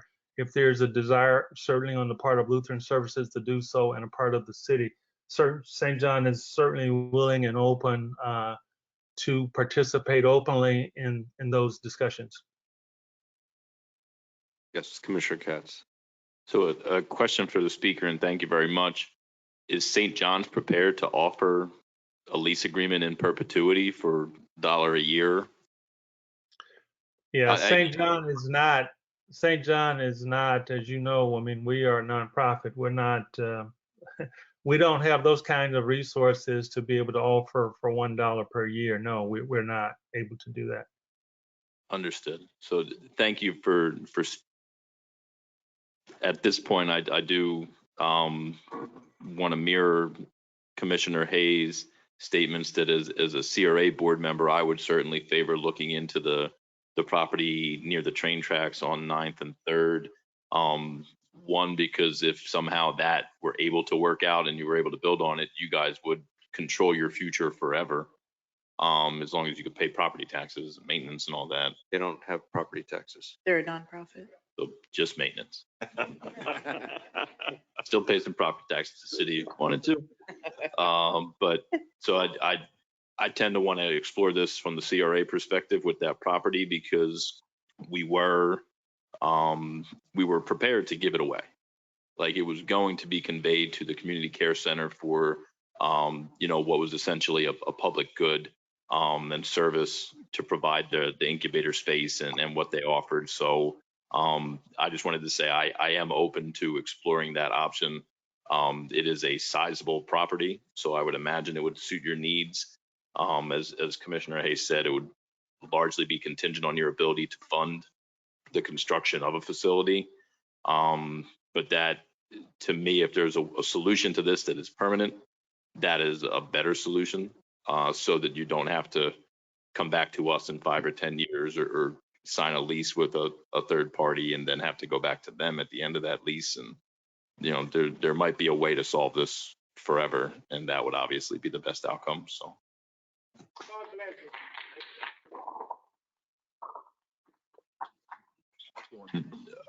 I wanted to say that some of you are some of the best speakers that I've ever seen, because you did one thing that I like in public speakers, is which you just spoke from your experience. So it wasn't, some scripted, here's my bullet points and all that. So I want to thank you all for coming, because what you said, at least for me, has inched me in a direction that I wasn't sure where I was going, but I have a better picture of where I would like to go now. So thank you. Okay. I appreciate my fellow commissioners' perspective. The fact is that that land can be used for a lot of other purposes as well. Looking at how many different daycares the CRA has already given property to a daycare on Northeast 10th Avenue. There's also a daycare right adjacent to it in the church that's right there. The issue with the Head Start is that it is a federal and county funded organization or program. And that's kind of where my thinking is that, is it best in the community's interest to build this new facility when we have probably 10 surrounding facilities in the heart of Boynton Beach that provide daycare? And that's something that I'd like to get more information about, rather than just giving away the land and then hoping that the federal government only allows for prefab houses, because I'd like to know exactly what the federal government allows in writing before we move forward with what this testimony that we heard today. But I do understand the majority rules, and but I'd like to get the more information of really how many daycares are within that quarter to half mile, how many, and what could we do to enhance existing facilities. But we'll get from the Palm Beach County CEO in 20 days or so what the federal government allows. Yes. Mayor, I do agree that we certainly need more information, because this was kind of just a first pitch of what their expectations are. So by no means am I of the position that we need to give the land away immediately, no strings attached. It would all be contingent on obviously due diligence and feasibility and all that stuff. Thank you. And Vice Mayor? Thank you, Commissioner Katz. I don't have to say that speech, but I will say this one, that Head Start has been operating for decades at the location where they are now, along with the existing other Head Starts that you mentioned, and there's never been a problem. So I really don't see, and if you look at the proximity of where we're talking about moving, it's not that far away from where it is now. So I really don't see the impact to that great of extent for denial. Of course, I want to go along with what you're saying. We need to do our due diligence and do the research and get the information. But certainly, all these Head Starts have been working just fine. And if anything, we need more because when you look at Boynton Beach as a whole, we're kind of lagging behind. And I do feel that it's because we don't give them the springboard at the early age that they needed. So if anything, I would be in favor of more. But just to make that comment, I wanted to make that we have been in existence for decades, and there's never been an issue that I can recall. I thought the county had the building a decade ago. Is that correct, Lori? I think so. I think they divulged themselves of running the Head Start program, and perhaps that's when it transferred to Lutheran Services. Or Okay, and so, but Lutheran Services hasn't been always running the Head Start program. No, Not used to be, Lutheran. yeah, we used to be in lease agreement with Palm Beach County. Okay. And then they, I think, wanted to look for private contractors or different contractors to run it for them. And I think most of the old timers here remember Lena Raymond, Much so. who was at that center where they are right now for decades. And she ran a fantastic program. And what I hear, it's a needed program. So I just feel that we need to move ahead and do our due diligence and find out the information we need to and make it happen. Mayor? Yes. Not to belabor the point, just a quick question. What is the cost to parents for Head Start? You wanted to do it. Jumped on that one. The cost is free. He was waiting Can to you get to please? the mic. Point, when the mayor mentioned the other centers near to us, you have to pay to attend those centers. Ours is free. Can you get the name and address, please? What's your name and address? My name is Reynolds Sam, Okay. and I live in Wellington. Okay, thank you. I am the deputy director for All Head right. Start. And Thank you, sir. you know, May I? that's okay. please. Thank you. Just for clarification, and I'm sorry if I'm breaking any protocol, but in order for you to qualify for Head Start, you need to be 100% under the poverty level. Consequently, they don't pay a penny. Thank you, sir. 2, we have a teachers with bachelor's degree and assistant teacher. Nobody in this county have that requirement but the school system. That's a big difference. Okay. Thank you, and I'm sorry for that. It's no. No need to be sorry. I wanted to make my point, and that's the reason for the question. You may have a seat. The point is, and it was very eloquently stated by Mr. Sam, that Head Start is a free program. And no matter how many other daycare facilities are in the area, no others can do that for these parents, for the parents that don't have the ability to pay hundreds of dollars weekly, just to have their kids at a place that can be safe for them to go to work and to get educated and to further themselves. So I wholeheartedly agree that Head Start is a necessity, not just a want or a desire, but a absolute necessity within our community. That being said, please come see us on Tuesday, because that's when our CRA meeting is, next Tuesday. And we can have this discussion as a CRA body, because right now as the commission, this conversation is basically kind of reached its end, until we can have a conversation as a CRA to discuss that property and what we are able to do with it. So I hope to see you all, or some of you. Please don't invite parents with little kids. Let them stay home. They don't need to be here. You all are definitely in our hearts and in our minds. I'm going to speak for myself, not for my commissioners. But I stand with you. I support what you're doing. So know that you have our support. You don't need to bring parents with strollers here to prove that you have support in the community. We know you do. Let them stay home. Let them take care of their babies. I have babies. I have a 5 and a 7-year-old. Trust me, I'd rather be home with them too. So please don't ask parents to come with their kids. I'd rather them just be home taking care of their kiddos. Send the people who need to actually make the case on your behalf, and we'll be happy to hear you and work through this and get to a hopefully a beneficial conclusion. Thank you.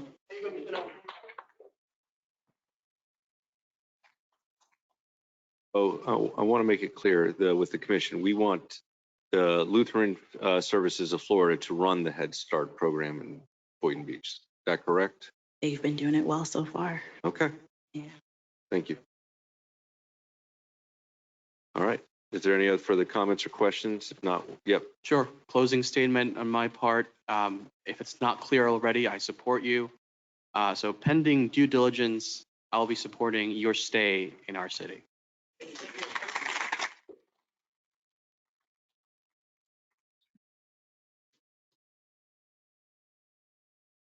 Okay. Moving on to ordinance number 21-023, first reading, an ordinance of the city of Boynton Beach. I'm sorry, Jim. That's your job. Sorry. That was good. To do it, and then you're like, And you want to roll. that doesn't count. I got to read the exact title, so I remember. So the mayor seems to be auditioning for his next role after he leaves his office. He was on a roll, man. Go ahead. Ordinance of the City of Boynton Beach, Florida, amending Article 3 of Chapter 18 of the Boynton Beach Code of Ordinances entitled Municipal Police Officers Retirement Trust Fund, amending Section 18-169, requirement for retirement benefit amounts, providing for conflict severability and an effective date. All right. May I have a motion? Motion to approve? Second. All right. Is there any further discussion from the commission? Any discussion online? None? Mayor Grant, this is John McNally. I do not see any hands raised or questions asked. Thank you so much. May I have a roll call, please? Did I get a motion? Yeah, you got one. I did. I got Okay. one. I don't know if you got a- That was the second. That was the second. Yes. All right. Commissioner Katz, Yes. Yes. Commissioner Romulus, Aye. Commissioner Pincirga, Yes. Mayor Grant, Yes. Vice Mayor Hay. Aye. Vote is 5-0. Moving on to the walk-on item. Jim? Yes, thank you, Mayor. This item, which we've added to the agenda, is for the, signifies the completion of the public facilities of the Town Square project. A number of certificates of completion have been signed to date, but this one represents what I believe is the final certificate, indicating that the fire station, police station, city hall, and library projects are now completed, and that the appropriate expenditure of bond funds that were raised and issued are appropriate for disbursement, what's left of them. So although the mayor has the charter authority to execute documents such as this on behalf of the city, it seemed appropriate to have the city commission acknowledge that this project is completed, and the mayor should sign the certificate. So just simply a motion to so authorize would be appropriate. All right. Motion to authorize. Second. Any further comments? Seeing none, all those in favor state so by saying aye. Aye. All those opposed? Hearing none, motion passes unanimously. Mayor, Yes. for clarification, even though this was walked on, this will be added on our agenda for future or for the public? No. Jim? It will be reflected in the minutes of the commission meeting, and the backup could be made available for that. Thank you. All right. I did want to speak to item 13D, because I want, currently it's going to cost the city $1,000 for our election next year. And I don't want to increase that amount, but I would like to have early voting, because under the new Florida legislative law, in order to have a drop-off ballot box in the city limits of Boynton Beach, we need to have an early voting location. And so I'm going to work with our city clerk to determine what is allowed under elections, because, for example, an early voting location, you can be any part of the city and vote, because they print the ballots at that time. And so rather than, my idea is that rather than having the 20 plus precinct locations throughout the city on just one day for the election, March 8th, that we allow for universal voting in different at different locations in the district. And I'll provide some information and a map of what I'm talking about at next meeting. And then also in regards to 13G, I do want to know, is this something that the board still has a consensus on regarding the general obligation bond that would be issued in March of next year?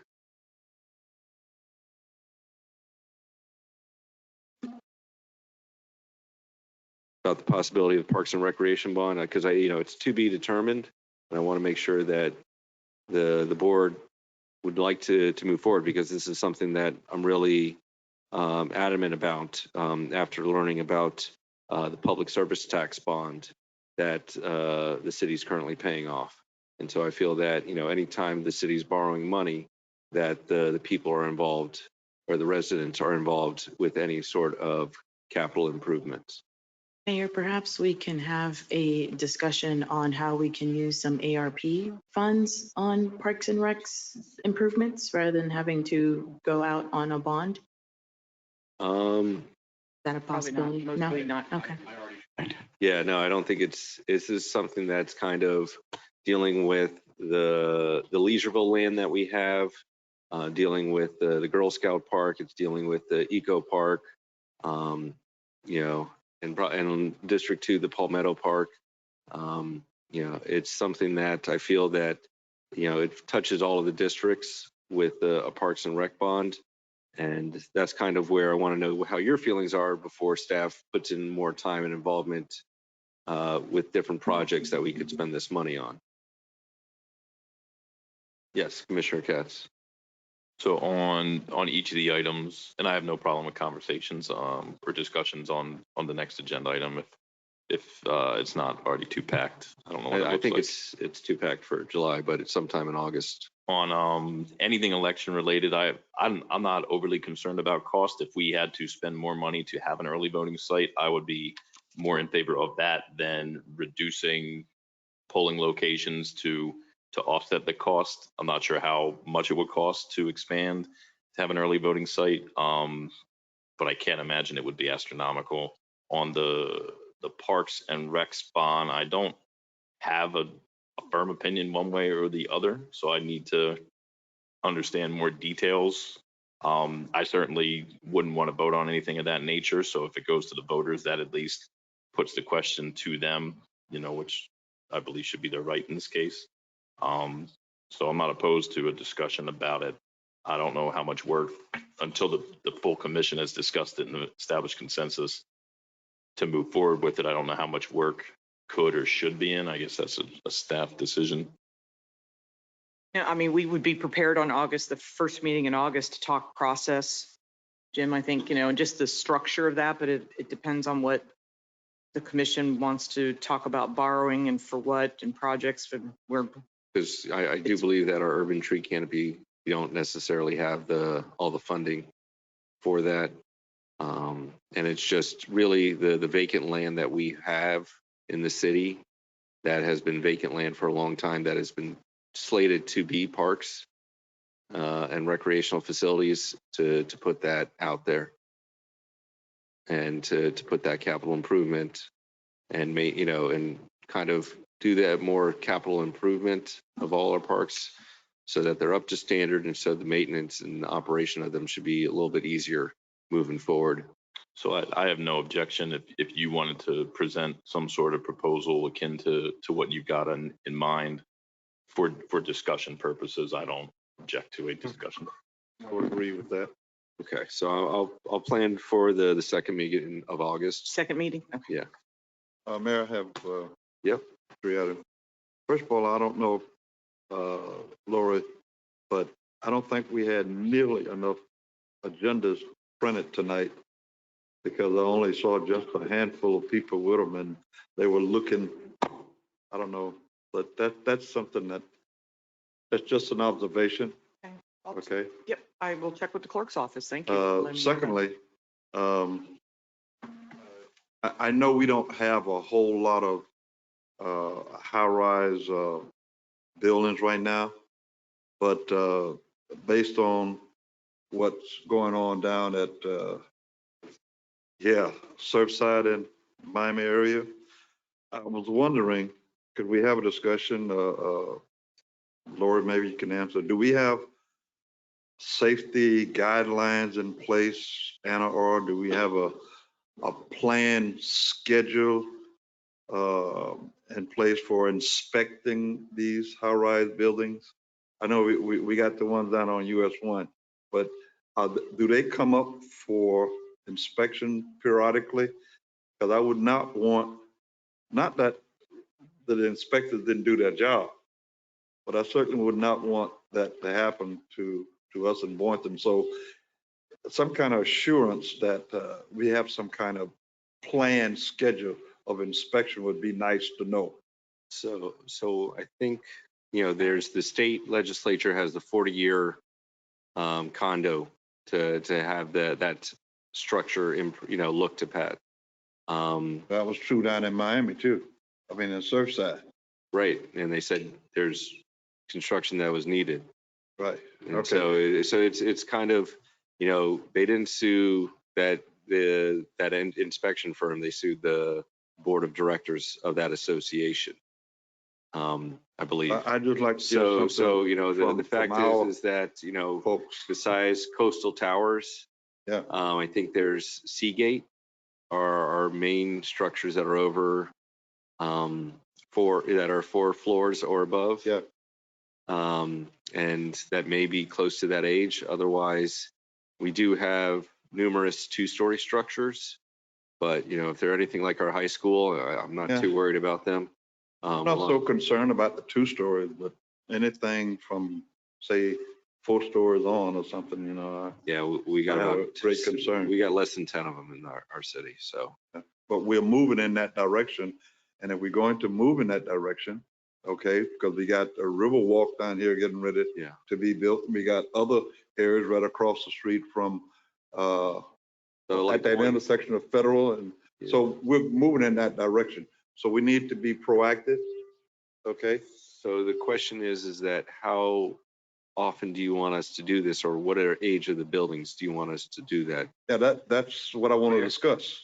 Mayor? Okay. Yeah. I mean, when it comes to this, I do think that the county is going to end up doing a program that'll end up being countywide. So That's my question. we have copies of the programs from Miami-Dade and Broward County. This is something that we have looked at. If we don't see movement on the county front, then we could do a city municipal program that's similar to that as well. So that's something that we'll be working with the manager on going forward. And I would be happy to, on the next agenda, we could bring back just a little staff report on where we sit as compared to that. But the county, Virginia Baker literally called me on a Sunday and we chatted about this. It's a serious concern for Palm Beach County as a whole. She's engaged the League of Cities, who have already held a meeting with all of our building officials, who I have not talked to since he had the meeting. So we don't know just yet, but that initiative is underway. Okay. One of my first remarks was, thank God Casa Costa, Marina Village, they're newer buildings and they're not sitting on the ocean, which we'll find out will certainly is a factor as well. But yes, there is an initiative underway to address it countywide. And then I would be happy to report back, because I don't have that answer, what is in our code specifically. Right. But what the state, county, and the city does or does not have, and what we can look at. But I've had several of you ask, so I'd love to just let me have staff put that information together from our building official, and I'll probably have a better update too of where the League of Cities is moving. They've had one meeting already. There's obviously some urgency here, so I think I'll have something more I can report to you at the next meeting. One other thing along those same lines, Mayor. I know we have probably the best water in the United States, but I think I would love to have some kind of a presentation given from our water treatment department. So I want to be assured that what happened to other cities don't happen to us, like our neighboring city down in Delray and other places. I want to make sure we have a backflow, what they call a backflow preventer in place. What's our water infrastructure to prevent cross contamination? Those kind of stuff that I want to be able to sleep at night. And because I know Delray was hit with the $1.8 million fine, and that was in the Palm Beach Post on June 8th. That article appeared. So I would just want to make sure that we are ahead of the ball game and we don't get those types of fine attached to us. So that's it, man. Thank you. Anything else? Do we agree we'll put that on as a future agenda item? I'm going to ask for a little bit of time before staff pull that together. Don't we normally get an annual report on the water quality? Yes, and I think it's either going out, but and that does actually address our backflow prevention program, right? Yeah, I thought I saw something regarding our water. I think we just did ours. Yeah. I know. It just went out. Yeah, it just went out. So if you'd like a Okay. presentation on what just went out, that's great. Thank you. Okay. Thank you. Do I have a second? Second. All right, meeting's adjourned.